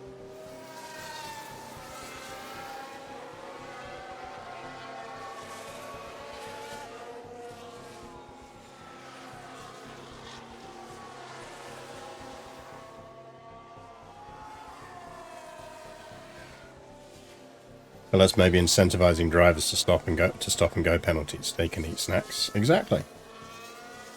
They pick up that 20-second penalty, so you've got time to wolf down a decent biscotti.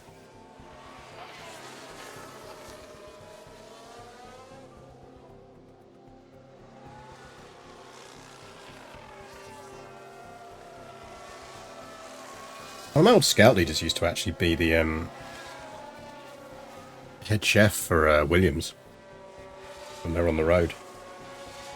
He was ex-army. He was basically ex-army catering.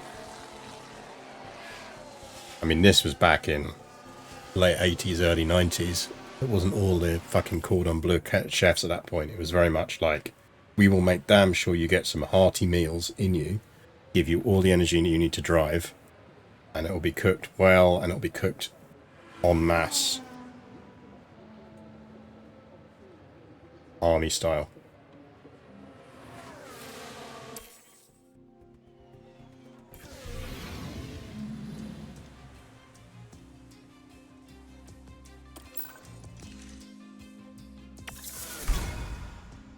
Yeah, they're in their brackets.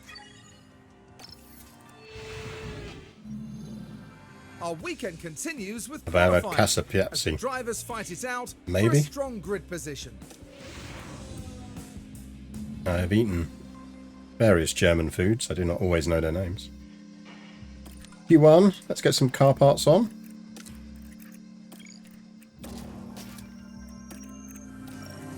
ERS is still fine.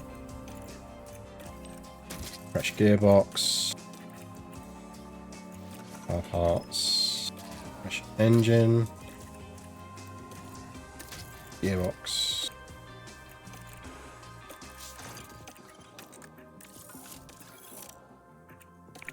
Go. Go. Go. Green. I mean, definitely have Spatzel. We've got a maker for a Spatzel maker thing downstairs because we've had it in Hungary, I think.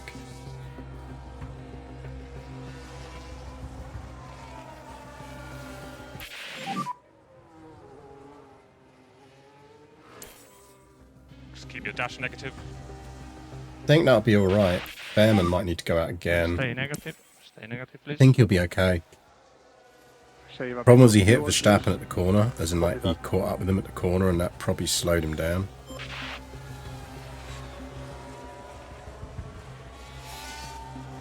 I used to work for Zeiss, which required occasionally visiting their HQ, which is in a random small South German town where they finished legging it to when the Second World War ended. Batzel was involved. Yeah, exactly. The Swiss-type cheese mix with Spatzel, characteristic to southwest Germany, around where Mercedes is headquarters. Ooh. My wife would like that.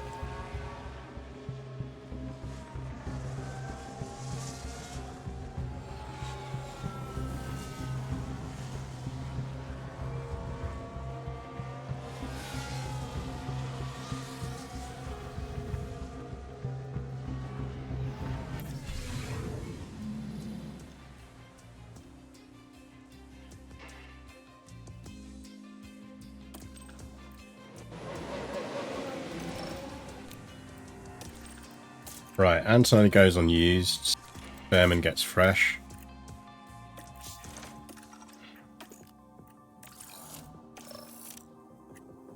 There you go, lads. Go.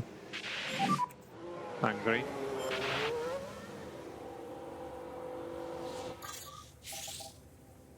Go. Hopefully that gives him enough of a gap over post share. I think it should.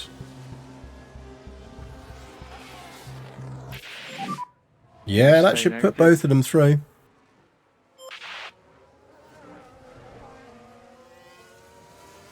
Not the Jenner's ice. Price was founded in Jena, and the Soviets approached, they dismantled a factory and legged it, ending up in Oberkochen.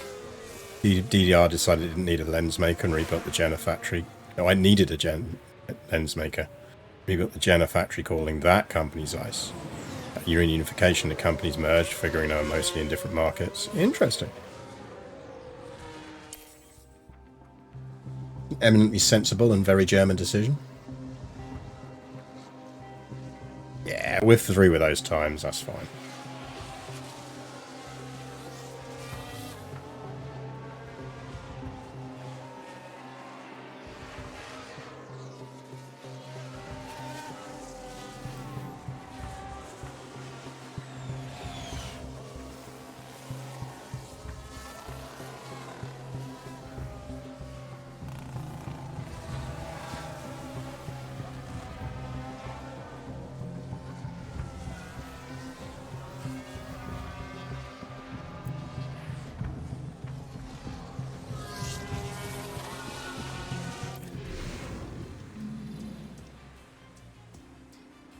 reunification led to some wild decisions about what to reunify.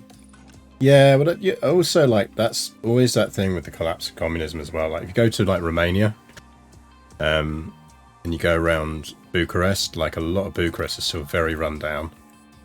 And that's as much because there's still ongoing arguments about who owns a lot of the apartments in central Bucharest. Because they were essentially confiscated from noble families, then they were subdivided and turned into flats, and then after the collapse of communism, they sort of tried to fudge it and said, well, some rights go back to the people who originally owned them, and others, if you've got a flat in there, you can still have rights. It all gets bogged down in the courts, and no one wants to do any maintenance, because why would you do maintenance on a place where you might find your ownership is about to go? All very fucked up.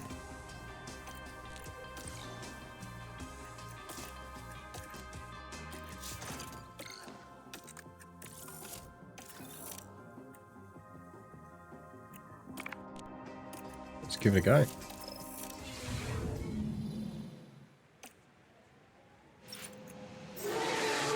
Ant goes out now. Airman goes out now.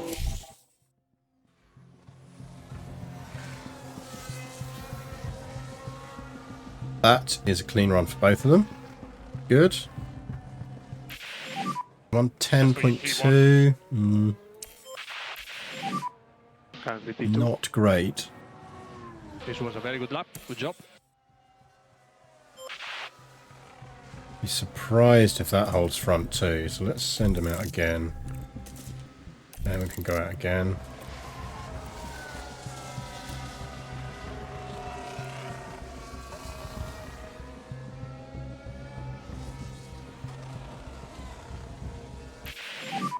Improved it slightly, but not by much. We'll box at the end of this lap. Copy. We might be able to sneak him out again. Got 151 left. We are currently P5. See if we can get him out again. Yeah, copy. Close. No, not quite. Oh well, it's worth a go. Second row. We'll take second row.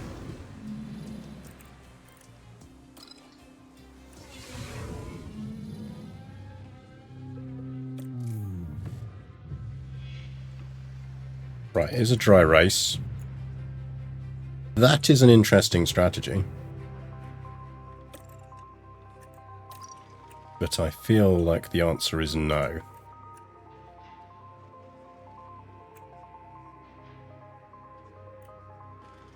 Middle stint mediums, then finish on the softs. So we can rag those softs.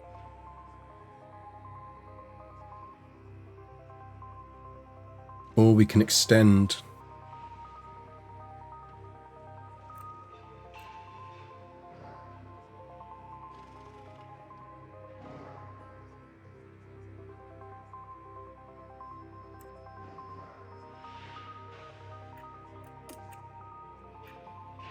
We could one-stop this, you know.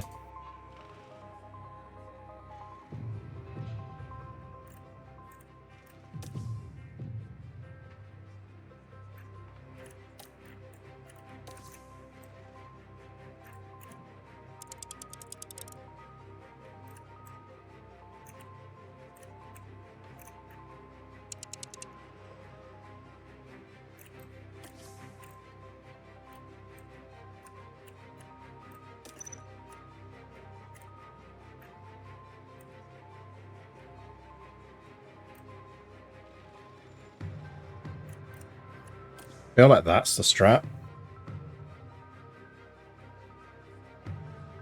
But the reality is we can pit whenever we want to. I think we do that, but watch for a safety car.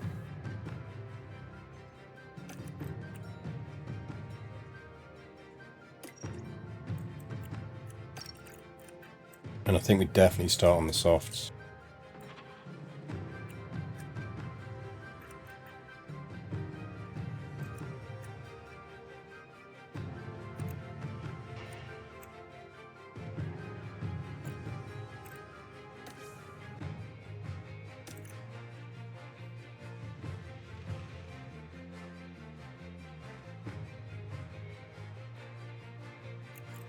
I think we go with that.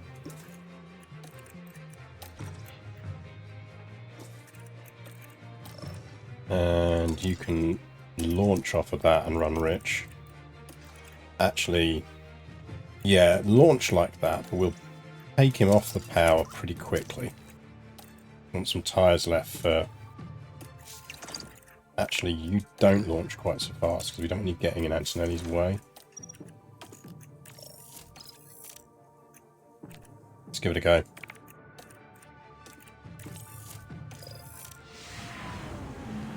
Well, it's great to have you with us, folks, as we settle in for the weekend's Grand Prix action. This is it. We're moments away now at the Canadian Grand Prix.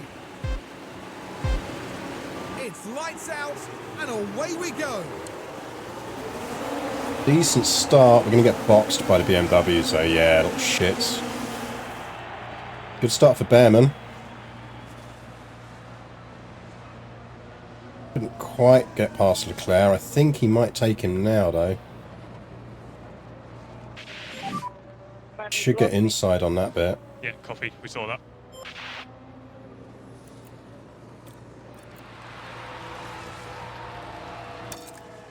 Up to aggressive. But look after the tyres, there's a long way to go.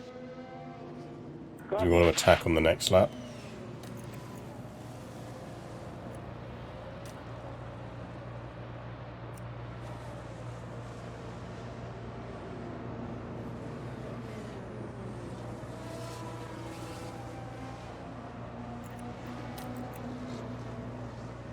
You're close enough.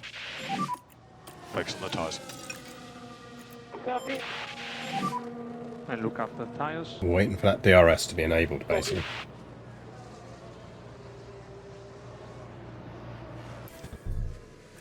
Bit of heat out. Let's go back up to aggressive. All out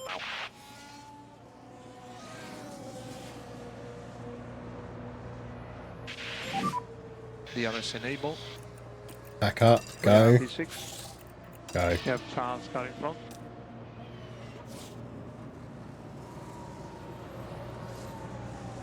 And Lando behind. I mean, the BMWs could do me a favour and take each other out. behind. Just need to chip away here.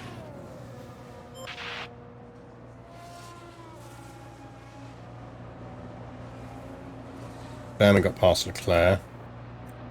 So let's take a look at the replay. Look at the Mercedes. Ooh, It's cheeky there little for the move. taking.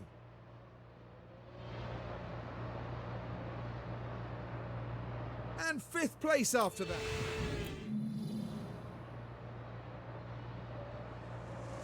It's only making a move.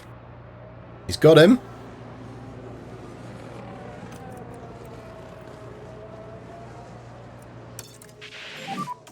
Let's leave Behrman on attack here. Lovely. We're currently P3.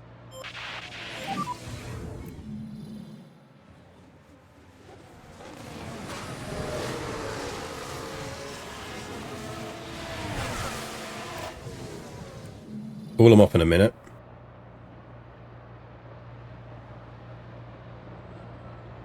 If Behrman can get past Verstappen, he's going to really rage about it. Antonelli not quite getting DRS on Piastri, but he should now. Should next time round.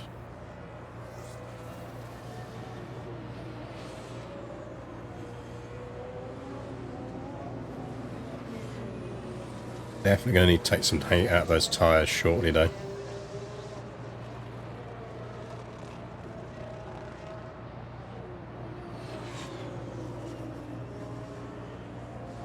That's the DRS zone.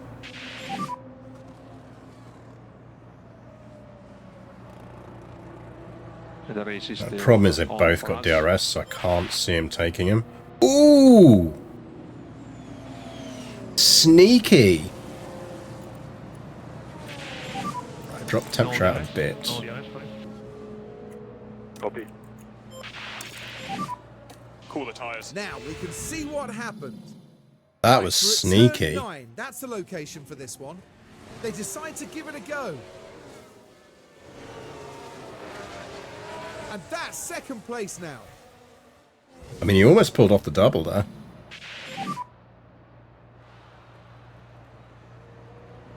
Oh, yellow flag. Copy. Go back to balance. Let's run. I believe there's some debris on Oh, track. red flag.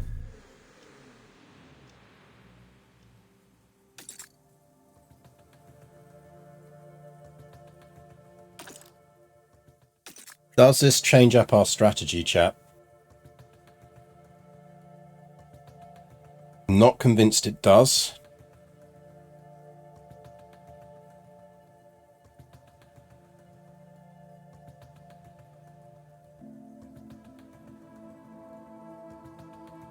We can't go to distance on any other tyre.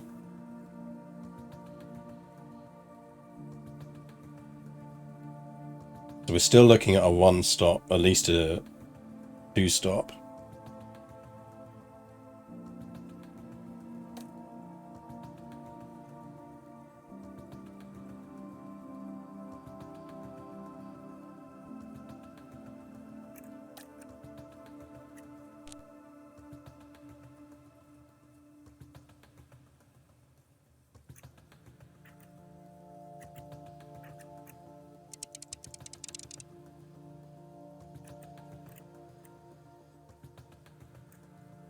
Do that. That would be the alternate strategy.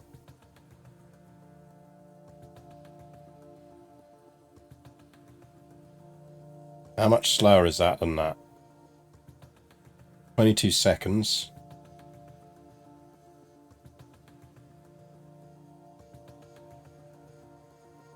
What's the pit stop time?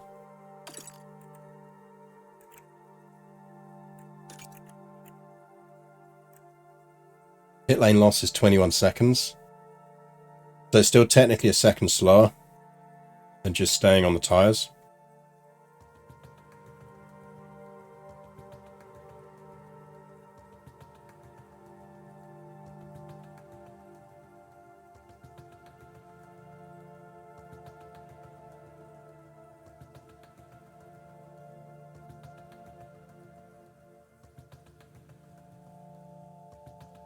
I think we stay out.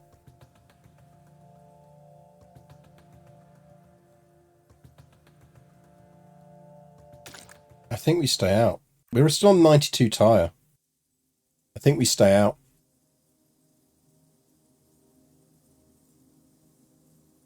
It's going to sort out our fuel so we can push again.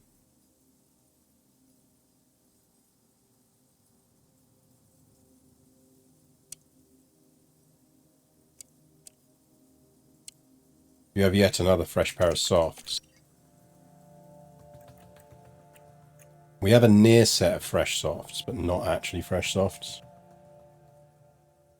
Other than the set we're going to use at the end.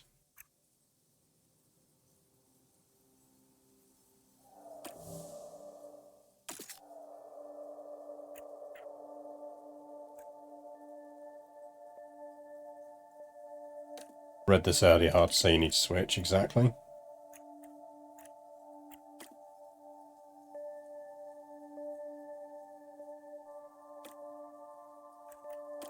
The only other alternative would be basically going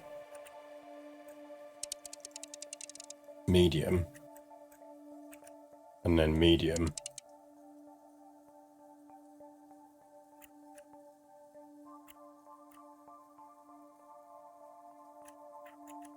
And doing something like that, but I'm not convinced that would be any better.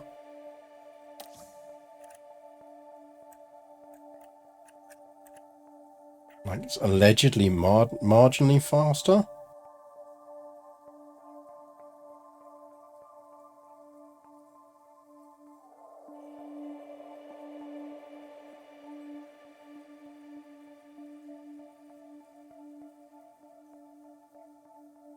It'll put you in better position with safety cars in the middle too. I don't think it drastically improves our safety car in the middle position though.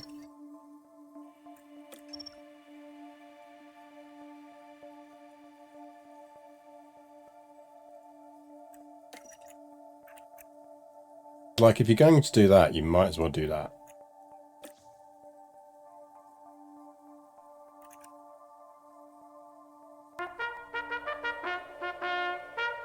Work that space. Thank you for the raid. Very generous of you. Welcome, raiders. You join us. You join us at an important, thoughtful moment. We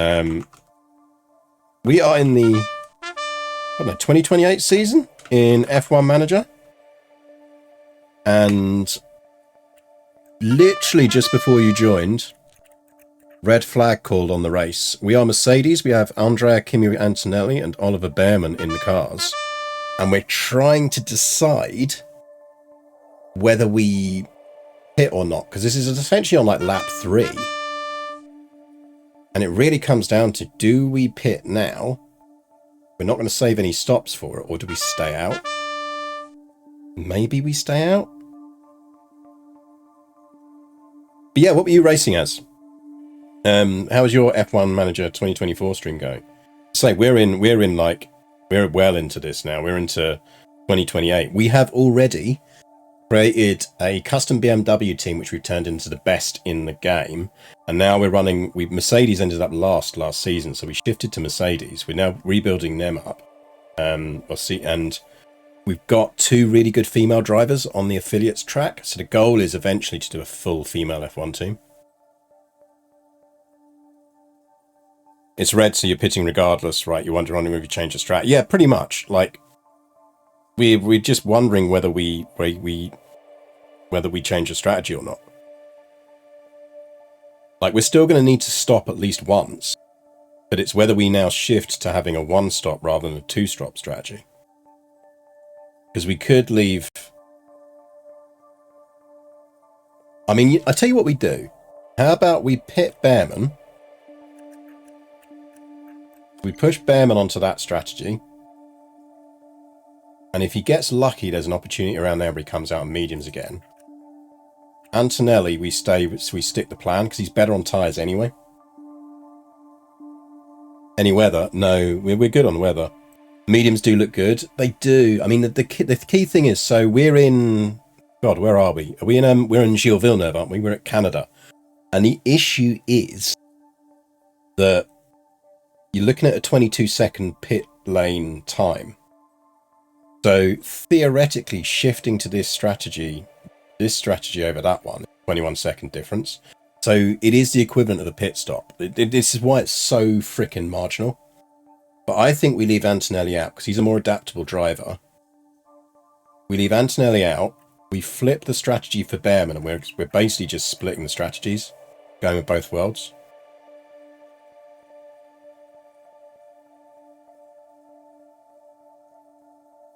So medium's 1-stop, hope for a safety car, VC split strat. I think this is it. We're essentially now optimizing for either strat to work. We've got one driver on each different strat over this.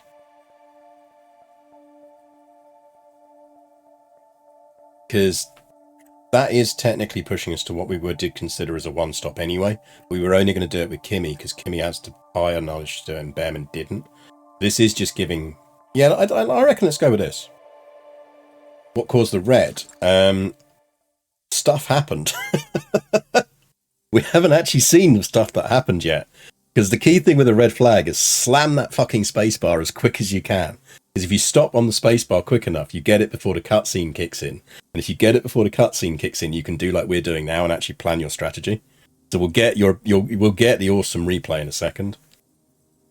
But we've been able to rework the strategies before that kicks in. The nice thing is it's going to deal with our fuel shortage, so we'll be able to push again. Okay, let's go with this. So we're going with Kimi stays true to the 2-stop. Behrman is going to an effective 1-stop based on this. Let's see what our race incident is. Red flag.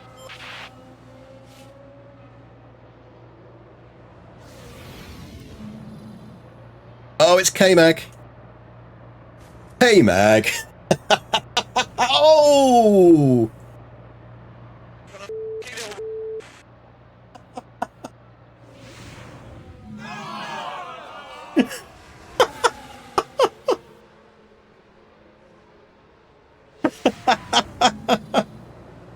Love it.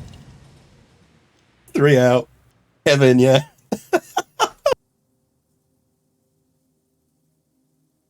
I love how salty the drivers are in this version. They really have not held back on making the drivers assaulted. It's Kevin again. It's always Kevin. Kevin did it last race as well at Monaco. Okay, so we know what strategy we're doing. Kimmy's staying out on the softs. They are in better condition than those, so no changes for him.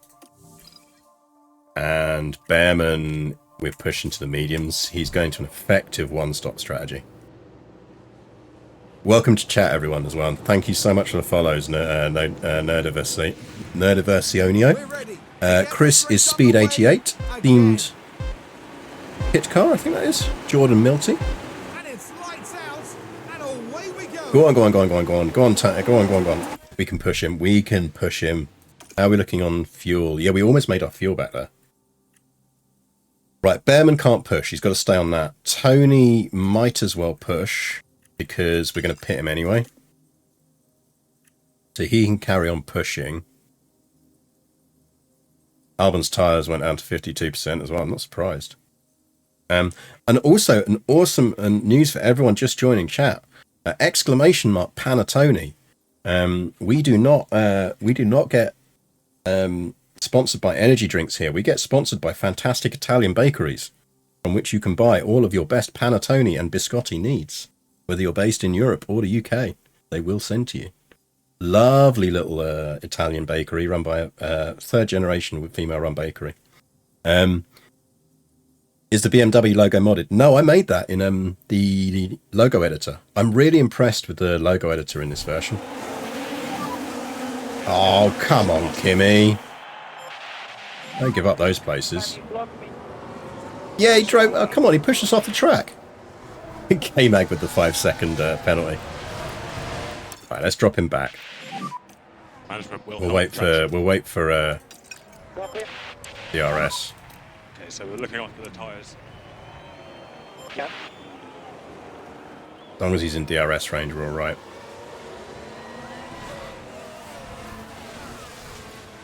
Let's push him. We can burn some fuel here. Cancel lift and coast for now. Cancel lift and coast for now. Bearman, if you can not attack him, that would be quite nice.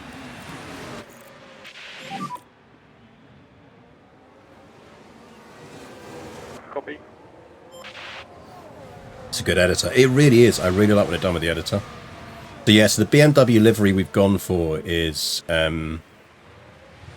so the original one I went with with the first season I was racing as them was very similar to their white livery. But the logos come out really nice. I was well impressed with it.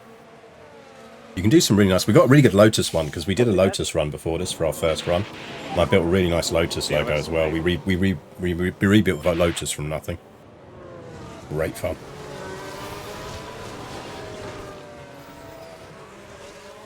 Yeah, we're kind of stuck here.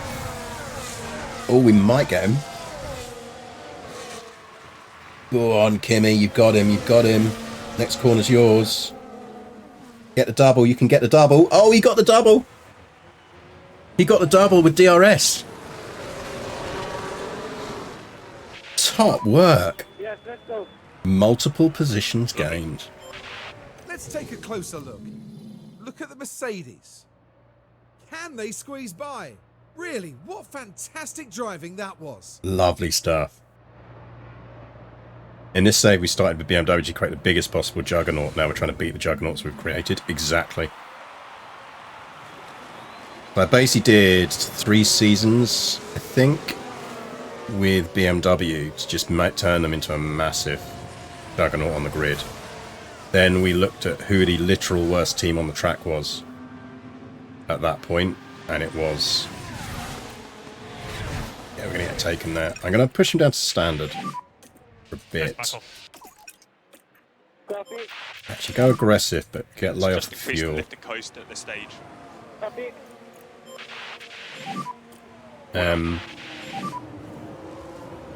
Maybe push Airman on the fuel slightly. We are still in the race, don't worry. Let's lift off. Copy. Antonelli back in front. Mercedes, under my leadership, went from last to fourth. Yeah, we finished fourth. Started dead last, had no points by the midpoint in the season. But I was gambling everything on a second half of season boost. And we just optimized for it, and it worked really well. Right, let's back Bearman back off on the fuel. It's causing trouble there, which is the main thing. Now we're down at turn 9. The gap opens up for them. Yeah, our season goal this year is third. I think we're going to get that. We'll get that comfortably. We could leave him pushing.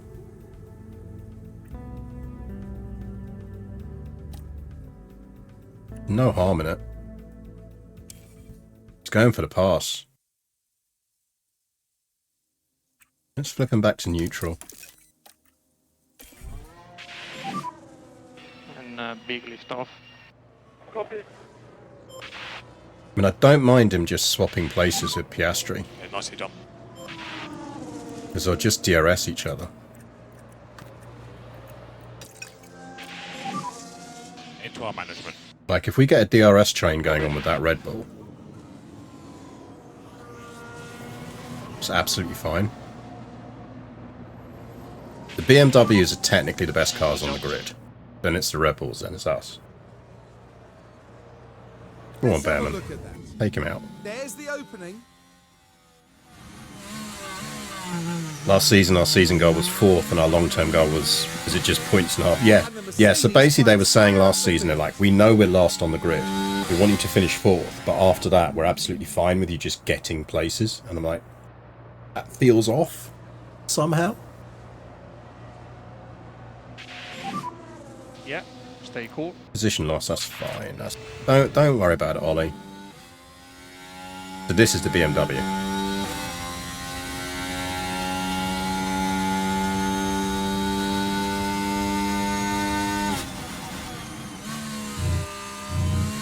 BMW livery looks nice. Thanks. There's a white livery I did, which is really cool as well. Annoyingly, because you can't do custom liveries for the fixed teams, I can't show you the cool Lotus one as well. Got a really nice Lotus green livery. Keep going. I was very happy with that. Behind the charge. My goal is, I think the next run we do, I mean, I'm kind of in two minds as to whether we continue this one to go for the all-female race team, or whether we do a new save for that. Because I think the changes they've made in patch 1.9 today are going to be better for female driver development. Because they're really going to allow you to push your affiliates on development better when they're racing for other teams.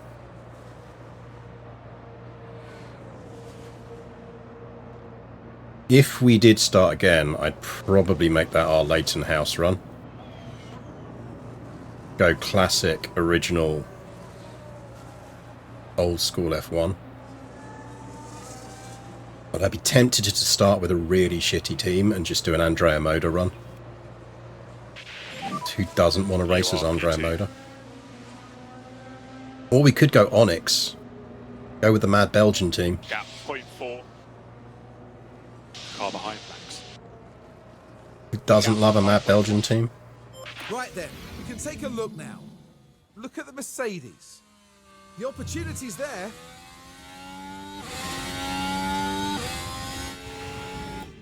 You do love it. I mean, you're biased, Belgian cat.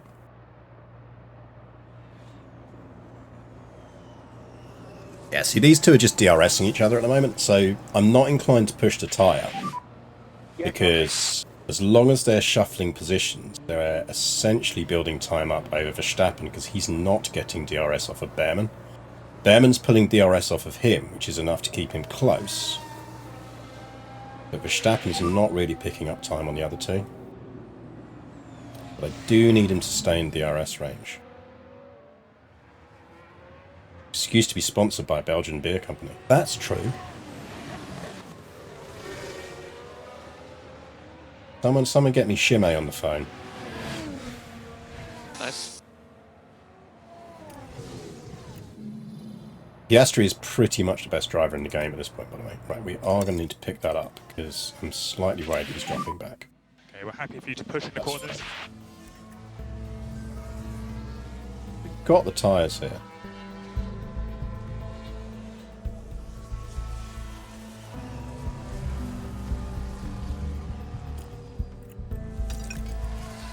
Right, let's just do a status check on this. So Piastri is running on the mediums. You gotta wonder if Piastri's going the distance.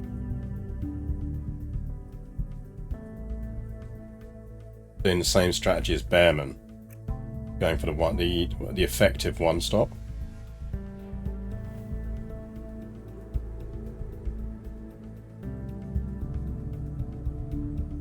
I've heard about the Italian sponsor. Please tell me more about me more. Hashtag Biscotti. Yeah! Exclamation mark Panettone. Get all your cool Italian snacks. Right. I think once Antonelli starts seriously dropping back is the point where we pit him.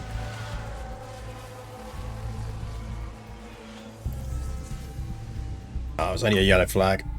Right.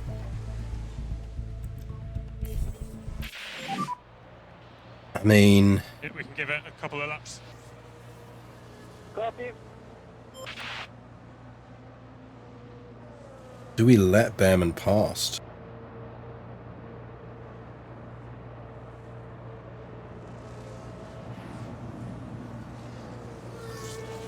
Is it this? New driver development principles. New drivers can now focus on 3 distinct areas of development. Yeah, so you can now just really say, I want you to just focus on becoming the best driver you can be. Or you can tell older drivers, don't worry about that, I just want you to focus on marketability. It's going to give you better sponsor payouts.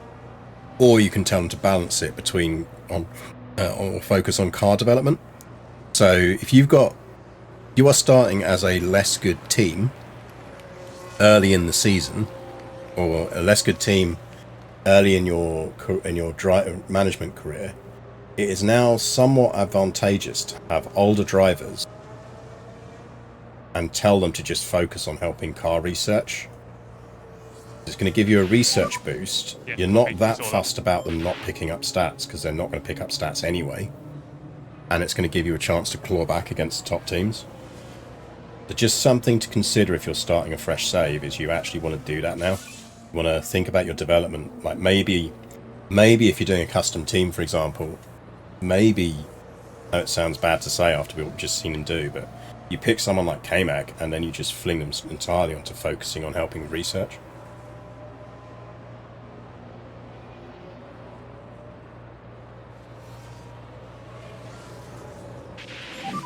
That's cool, thanks. Yeah, hopefully it makes sense. There is also a little bit of a research bug you can still exploit, which I will show people after this race in case they're unfamiliar with it. I try not to use it because it feels a bit cheesy, but I must admit we did use it a bit with Merc last season when they had the massively unrealistic expectations. We had the 23rd worst car on the grid and the 24th because there's 12 teams now. Is that right? And we finished 4th in the championship. Like, possibly the greatest achievement I've done with any of these F1 Manager games. Right, we could pit Antonelli at any time now. P3. So car in front is Max. In front 0.6. He's giving Behrman a nice toe.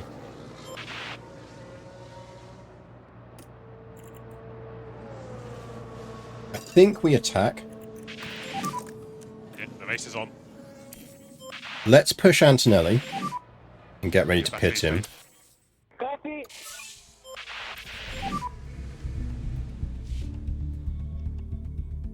Copy.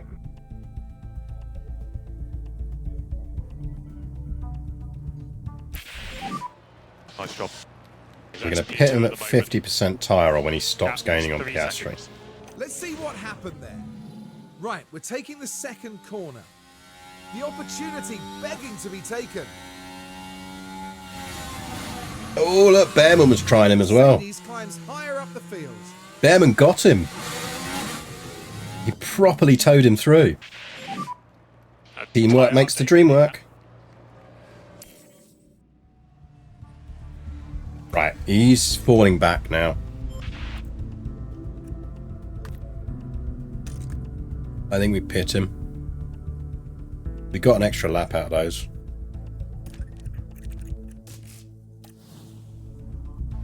Thinking Bearman's strategy might be the right one here. We'll see. Basically, if we get a safety car at any point soon, we fucked the strategy massively. But we'll see. Oh, you... Right flag and box.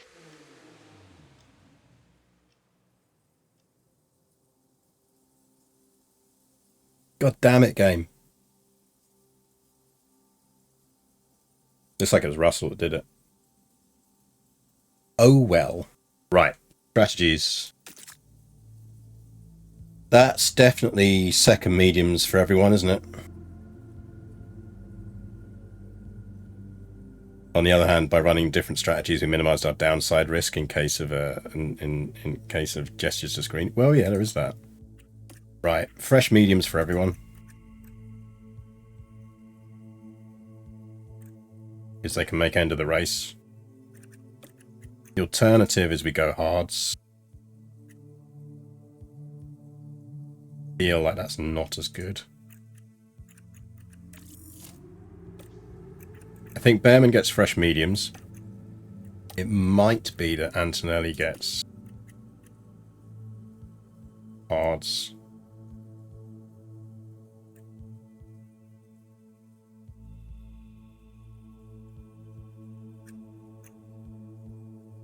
It's miscalculating those mediums because those mediums are fresh.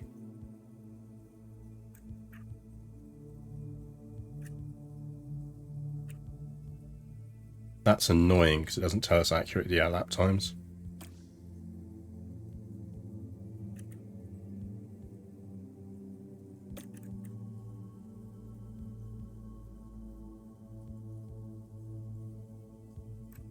I mean, the alternative is we do hards and push them. Technically faster.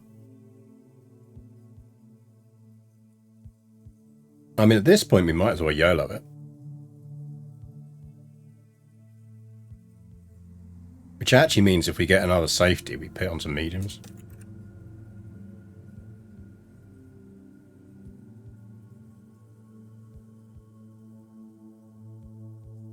Yeah, YOLO.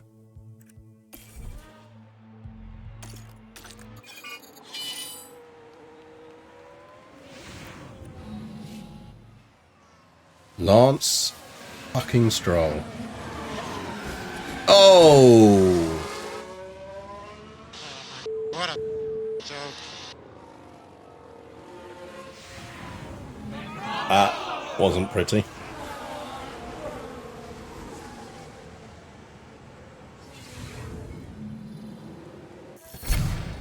I don't think they'll be restarting. Feel like that wasn't Lance's fault. Yeah, I feel like that probably wasn't Lance's fault. Lance at Ferrari, I know. Pretty impressive, isn't it? Right, so he's going on to hards.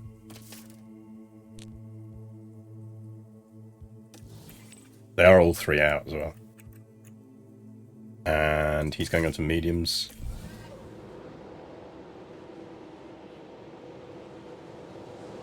So annoying. Oh well, it happens. That's F1 for The you. restart is moments away as the race continues. And it's lights out. Exclamation mark And away we Discord, go. by the way, for my Discord, where we do have a nice F1 campaigns channel where we talk about F1 stuff.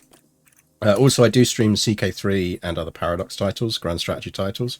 If you like Grand Strategies, don't forget to chuck a follow in as well. 6 down, this might make it run the most down record. Didn't we have that one race last season where we had everyone other than 12th? Was 12th where we got to, where everyone below 12th was out? Because we are heading towards that point. We all go to the juice and lifting post. Oh, we are going to get stuck in so much fucking traffic here.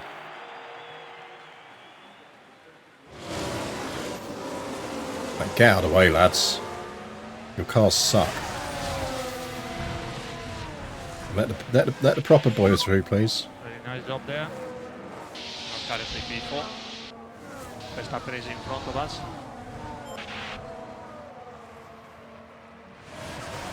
If we get taken out by a kick Sauber, I'm going to be so mad.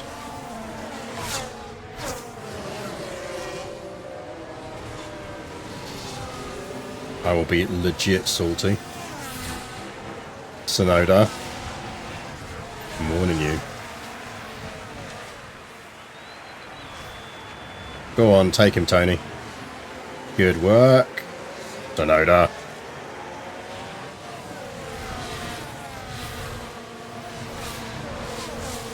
Go on, you can take that McLaren as well.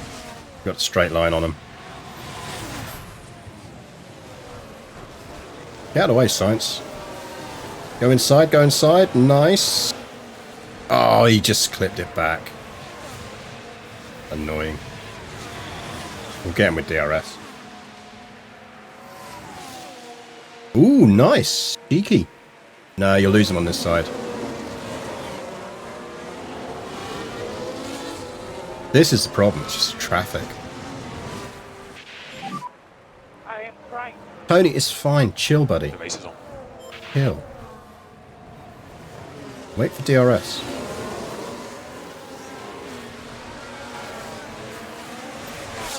You gas him on DRS, you're fine.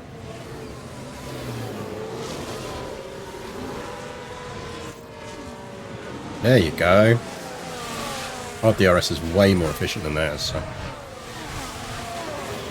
And you've got DRS on Zhou. Should be fine.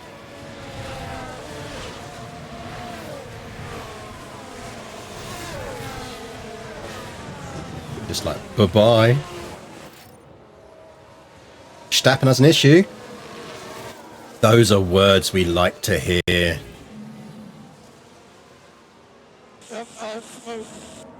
Oh, smoke is never good in an F1 car. Now the quickest car on track. No DRS. Come on, Tony, you got him. DRS. Copy. Who's on what tyre? Yeah, so Verstappen was always going to have to pit again. The others are running to the end. Trying to do it on the mediums.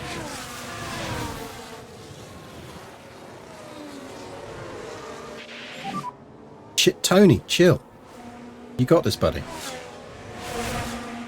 You got this. Disciplined.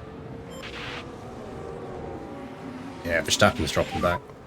No DRS. No There you DRS, go. sorry. Got him now. Oh, get out of the way, Joe. Swear to God. Mechanical fault. Is he blaming someone by rote? I mean, what did they? The game does reasonably accurately replicate Verstappen being Verstappen. Oh, Antonelli's dropped back. He's not with DRS now. You dropped back that far. What happened there? Good job. This might be the first time that Behrman actually manages to outrace everyone else. Right, he finally got past Sonoda. Oh, Zhou's managed to climb, that's what it is. Has us P9. Oh, it's a bad gap though. Far in front. Norris. Can we close on Norris? 1.9. Car behind is now Sonoda. Lewis, on the other hand, doesn't complain Yeah, about 0.4. tyres anywhere near enough, that's true. Overtakes available. Let's see if we can close up.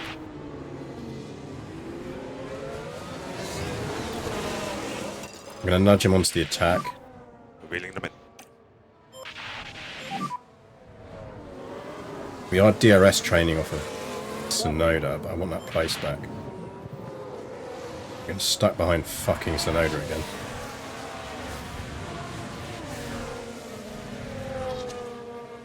Yeah. Convinced we're going to get this. Look after the tyres. Copy.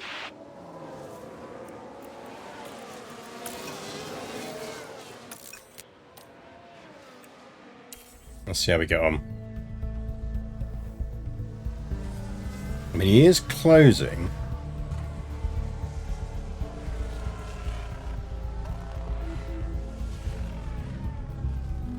Yeah, Zhou falling back a bit now.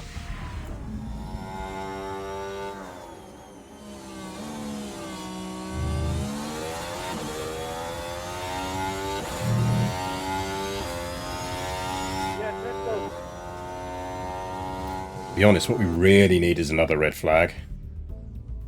Close everyone up. Don't think Antonelli's going to climb any higher. Right, we're shifting focus now to Behrman.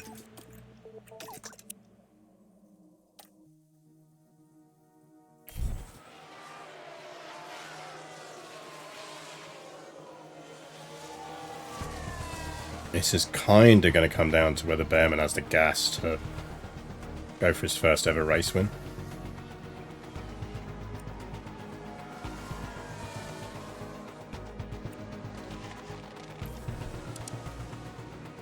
Not convinced he'll get it.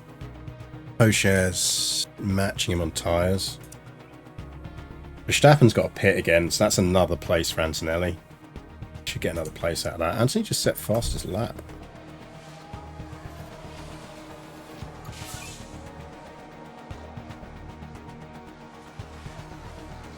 Flying.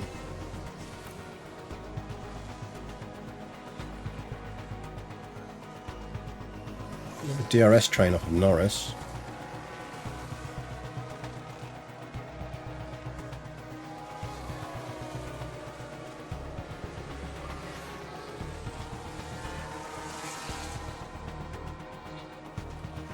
Joel should be coded to never leave Aston Martin. I mean, there is an argument for it.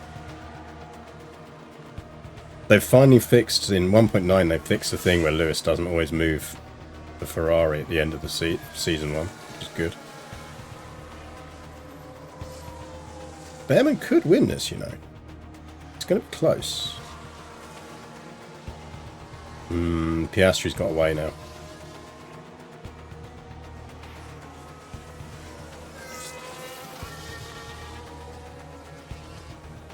I suspect this is roughly where everyone's going to finish. Virtual safety car. What's your delta? Copy. Ooh. Who fancies a YOLO?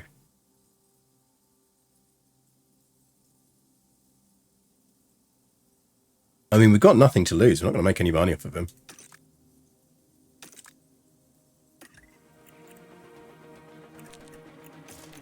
We always fancy a YOLO. Damn straight we do.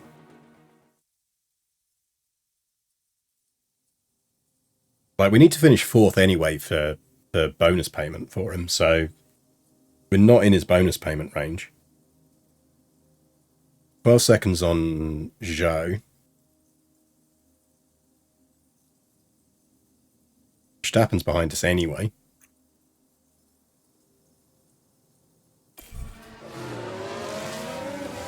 It's another one of those ones where I'm like, in real life, I'd be frantically running down the pit lane, just shouting box, box, box. So box. Copy, box now. Now there's been an incident with the RB driver. What did you do, Dragovic? Right, let's have a look now. Around turn 3. Oh, and the car with a nasty crash into the barrier. Bonk! I imagine their confidence will have taken a knock. Not the only thing that have taken a knock.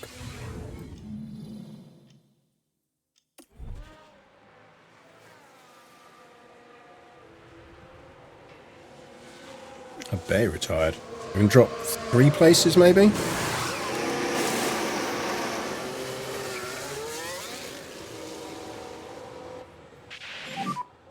There is a crash.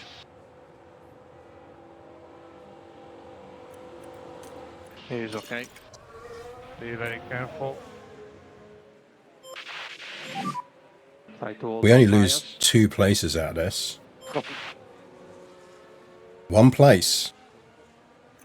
Oh, we are ready for this. It's only P8. Hop So the car up. in front is Hop Joe. up. Gap in front 1.2.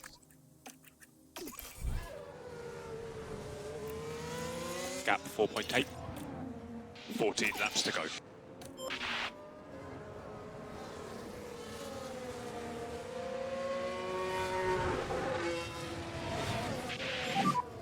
Need to look after these tyres now.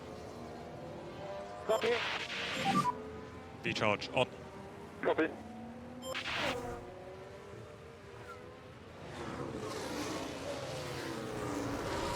What we really want now is an actual safety car. Because Antonelli wouldn't have to pit.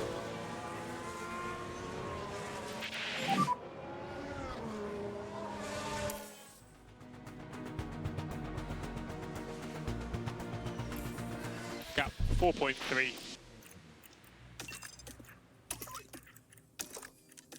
Gap 1.5. 14 laps to go.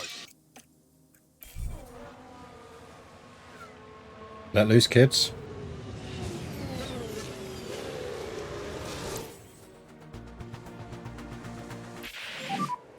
Ending now. Copy. Past him. Get past him. Come on. Freeze rain. Copy. Traffic. Yeah, copy. Look at the Mercedes. It's certainly inviting. Got him on the inside.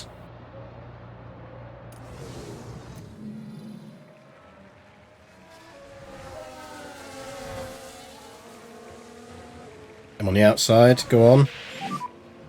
Ooh, sneaky dive on the inside. There, he's got him.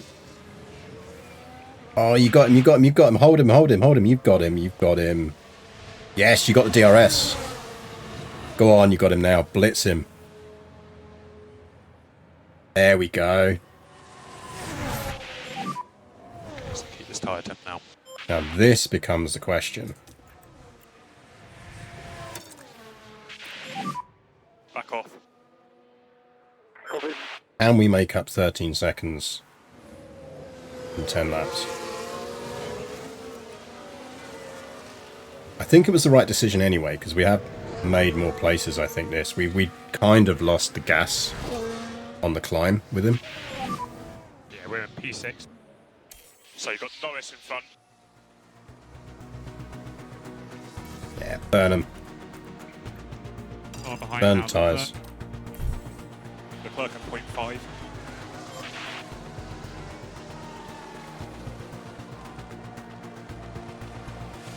And we scrape 5th here. Behrman's dropping back. Doesn't help us if we swap them.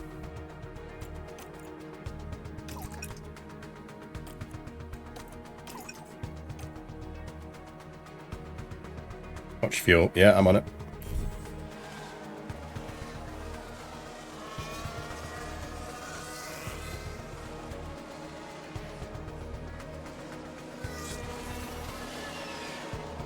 Ooh, ooh, ooh, ooh, ooh, come on, Antonelli. Verstappen spin, we love it. Never ever run out of fuel on stream, never happened. We have never ever run out of fuel on stream. You did indeed, Max, you did indeed.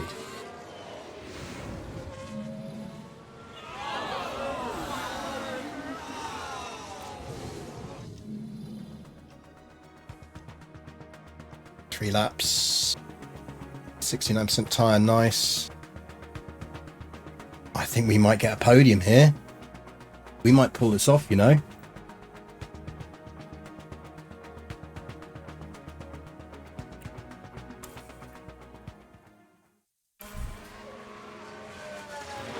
It's another retirement. Hauger out. We are right on his arse.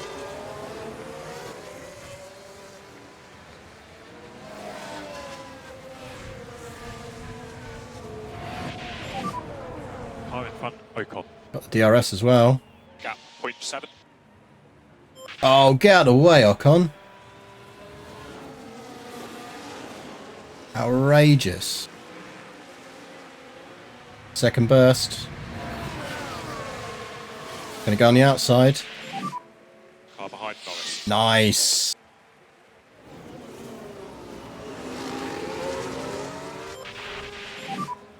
Two more laps.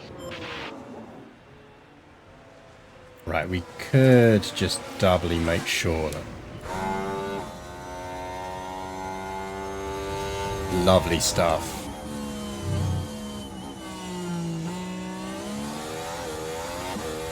Yes, let's go.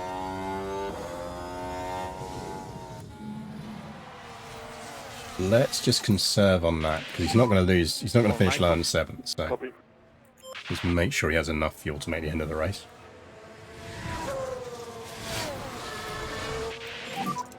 Ocon's got DRS. Yeah, Ocon doesn't have DRS, and he's not going to do anything with it. Lift off. Go on, Behrman. See if you can scrape 6th. Okay, that's good.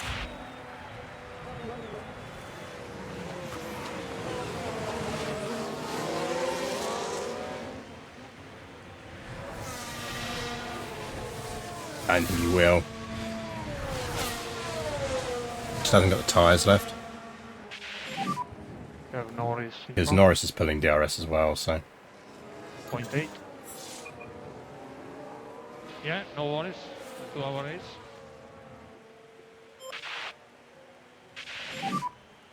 Final lap.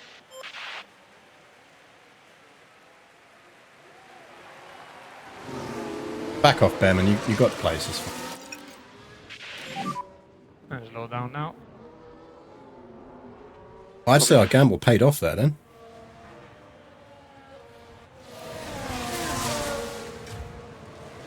Not quite going to crash him, Tony. Oh, you might. Oh, look at that. Go on, Tony. Good job.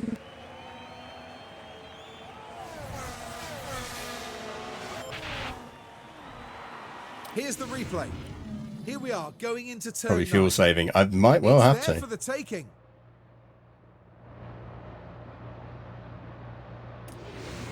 I mean, he definitely probably has no tyres. Yeah, there's a few people approaching pop or stops.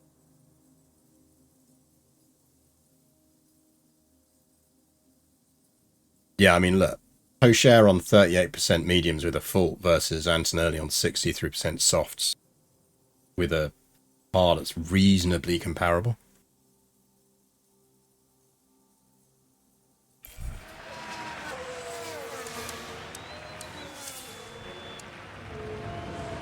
I think this championship might go to Piastri, you know. Focus on consistency. Hold him. Yes. We need to conserve the fuel. Copy. Fine on fuel. As you are now. Lift off. Copy. That's the checkered flag. Where's he going to run out of fuel? P2. There you go. Still counts. We made it over the line. Point, but yes, feels better, to be honest.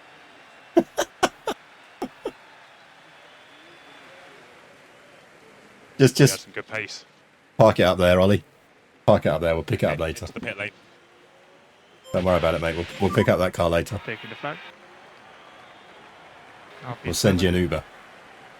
Thank you there, Fog. Yeah, thank you. Just park it there in the middle of the track. Fine. Thanks. Some pickup, please. Taxi for Ollie Behrman. Taxi for Ollie Behrman.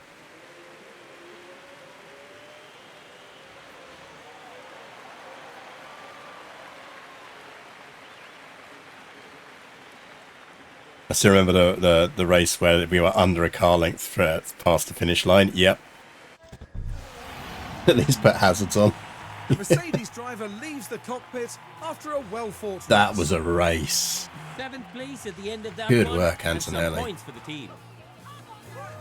And as proceedings start to wind down here, what will Mercedes have made of this result, Karun? They'll certainly be pleased to have made the podium. A job well I've done. driven the race done now. And that's it for this weekend's F1. So, yeah, I mean, you gotta think that's really hit Verstappen's title bid. Isn't that the first race Verstappen hasn't won, or has Piastri picked up a couple already? Yeah, that puts Piastri into the lead. Interesting. Fun fact, Formula E's cars are actually going to have to have yellow red indicators on their rear facing lights. Match the flag status next year. Interesting. First round is in about a month. Yeah. That's pretty cool. I'm going to try and watch a lot more of the Formula E this year. Yeah, so we're cruising in third. I don't really want to finish second. There's no real benefit to us in finish second over third, other than the fact it's going to hit our research points.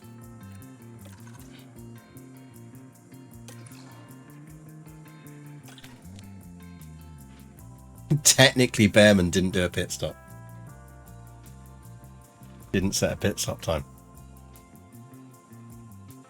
We have more points than fourth plus combined. Yeah, I mean, we're cruising. And they both hit their bonuses as a result of that. That was a hell of a drive from Antonelli. Right, that is some underfloors. So...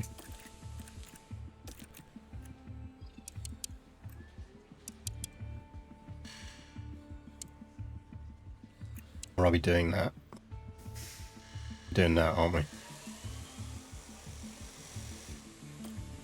So, for those who want to know, I'll now explain the research bug. Well, it's not a bug, it's a tiny bit of an exploit you can do. I'm not going to do it, but I'm going to tell you what you can do it in case you need to use it for something. So, how research works is calculated based on how fast you do the research. So the faster you push the research, the less research you build up. So the less effective the research is. Now, obviously, the more projects you cram in, that compensates for that. So if you're pushing two projects, if I'm doing two underfloor projects back to back and I push them both very fast, I am going to get cumulatively more benefit than doing one research project slowly. Not hugely, but I am going to get some benefit. But what it is going to do is double the cost. It's going to cost me twice as much.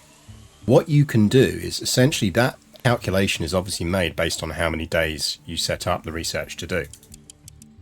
So you should see, notice the numbers on this side will change if I throw 6 engineers at this rather than 1. So you can see dirty air tolerance has dropped to 0.14 and top speed's down to 0.1 gain. If I'm doing it with 1, I'm actually getting 0.19 benefit on the dirty air tolerance. Actually, it was these that changed, but you can see the difference. So theoretically, if I do this, I'm going to get more benefit, but it's going to take longer. Whereas if I do that, I'm going to do it in 10 days less, and I'd get cumulatively more benefit from running 2 projects. Now, I'm not cheesing this, so I'm actually going to set this to 1 for reasons, because we've got Design Center at the moment and all of that. But if I do this, what the game does in the background is it has now calculated the research benefit of that project. So that was underfloor, wasn't it, that we were doing for 33 days. If I now advance by 1 day,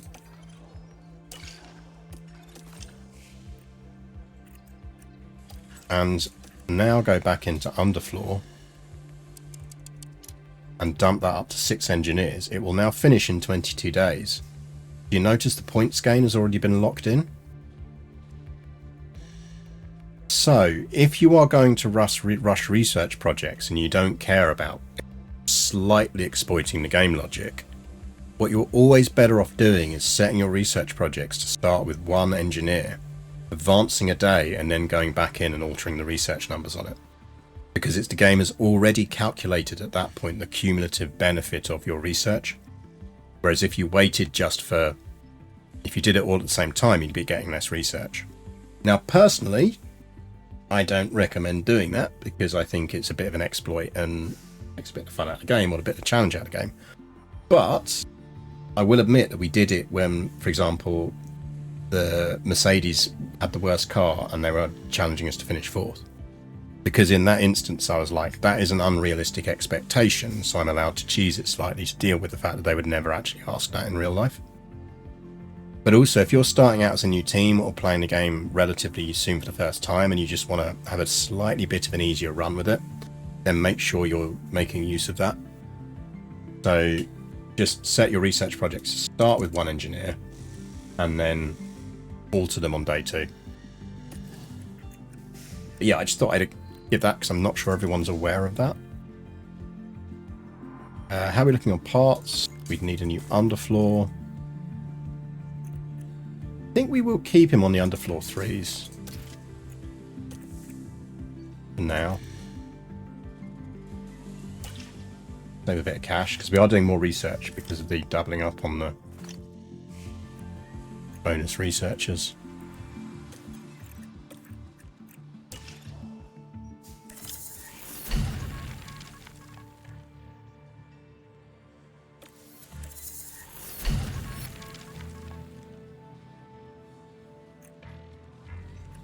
Another cheese you can do on research, or at least you could last year. If you pushed all the non-durability sliders all the way up, you'd get something that's better than if you just left them at their default middle values.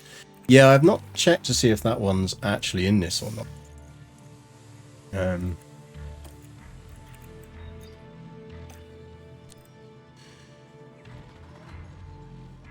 Right, I think we were going to do one more, weren't we?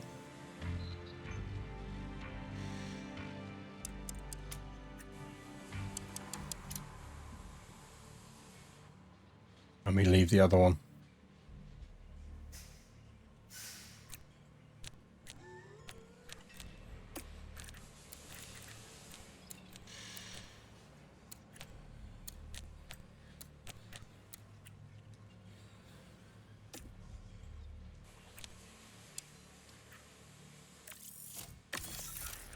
You weren't expecting to have that many slots.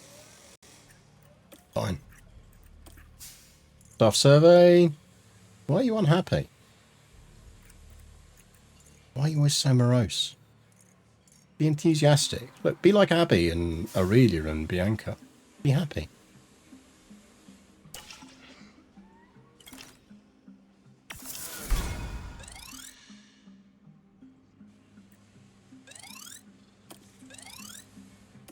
Money, that's nice.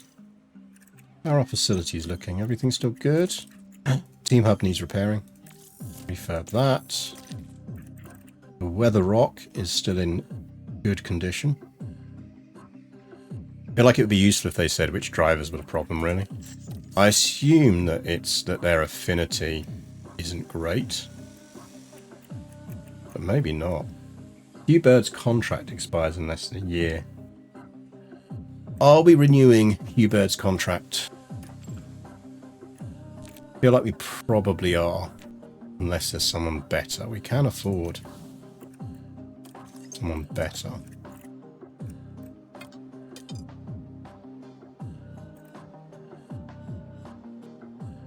We could steal Bonnie.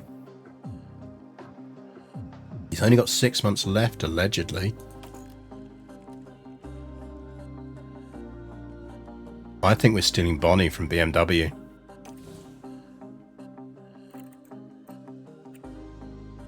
I mean, how can we not?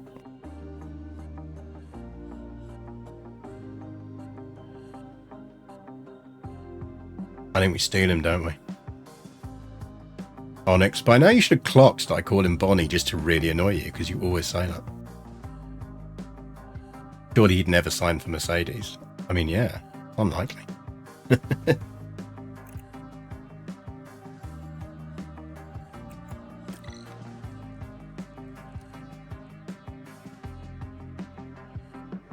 This is nice as well. They now give the contract appeal ratings. They give you a kind of idea.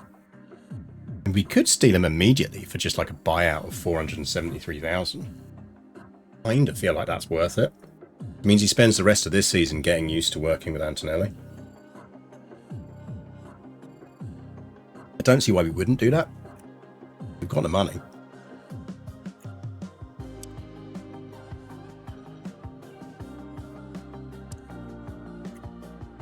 We need Engineer 2 to be someone we could plausibly call the Edge. We kind of probably need to start be thinking about bringing a female engineer there if we're going to go with that with this team. But maybe we do finally move to Ferrari. We did threaten to move to Ferrari. It was only because they got a bit better that we didn't. Salary is going to want at least 3. I'd imagine he wants 4. Nobody likes that. He does like a 3 million. Like a 10 grand signing bonus. Take 1.7. I mean, I'm tempted to almost instant you if you're going to do that.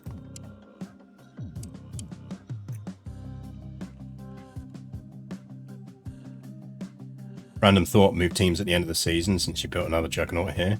I mean, that is the question. We could do it. When's the next big reset in engineering terms?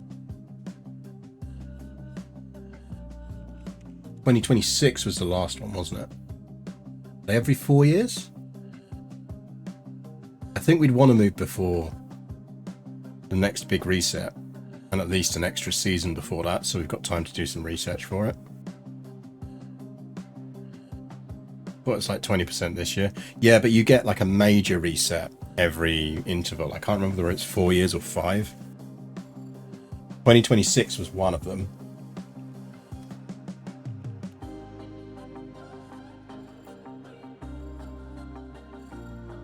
We're giving him 1.7.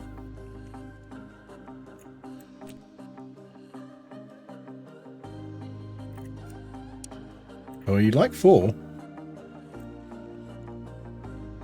I reckon we go 4.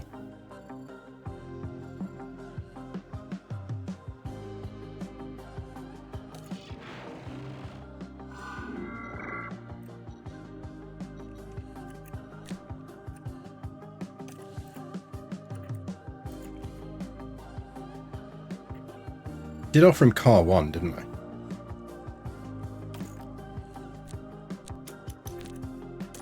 Wish you could see the contract offer. I must have offered him car 1 because we didn't have a massive buyout on it.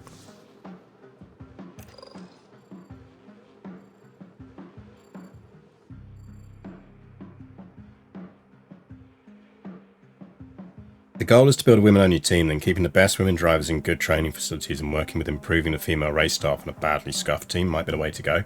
That's true. Like, based on current performance, if we're doing that, where would we be moving?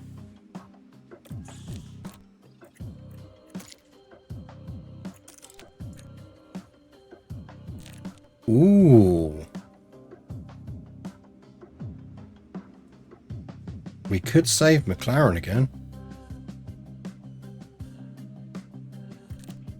We have done a McLaren run before, though. We've never done an Aston Martin run.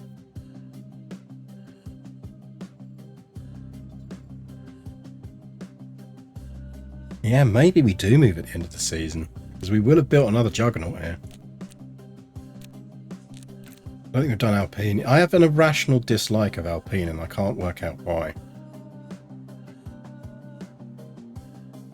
Were Alpine Benetton? Is that why? I never did like Benetton.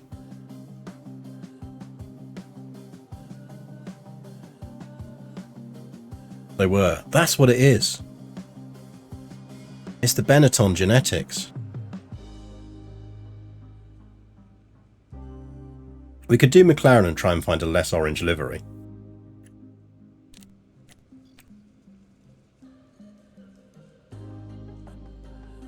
I mean, we could do Haas for giggles.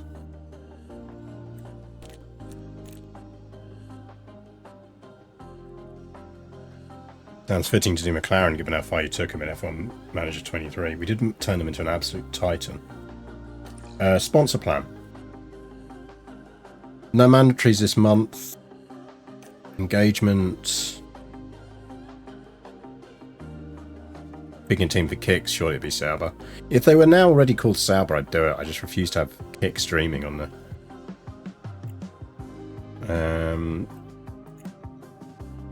Don't want to drive the mentality. Factory we can deal with. Scouting we can deal with because we're not scouting anyone anyway. Oh no, the weather center. What will we do if the weather center's less effective? Help, chat. Help.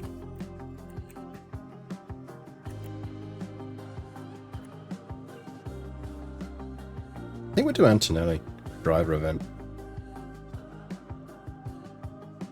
Call them Audi. If we could rename them as Audi, I'd do it.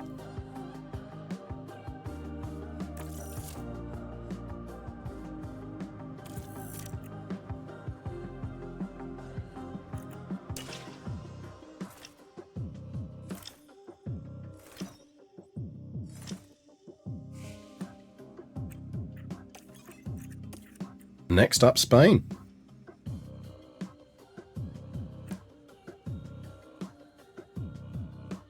But I think that's where we're going to leave it for tonight. Exclamation mark Discord. Don't forget to follow if you're not following already. We'll be back with this next Monday. So next Monday we'll be doing Spain and 2 more races. So what's after Spain?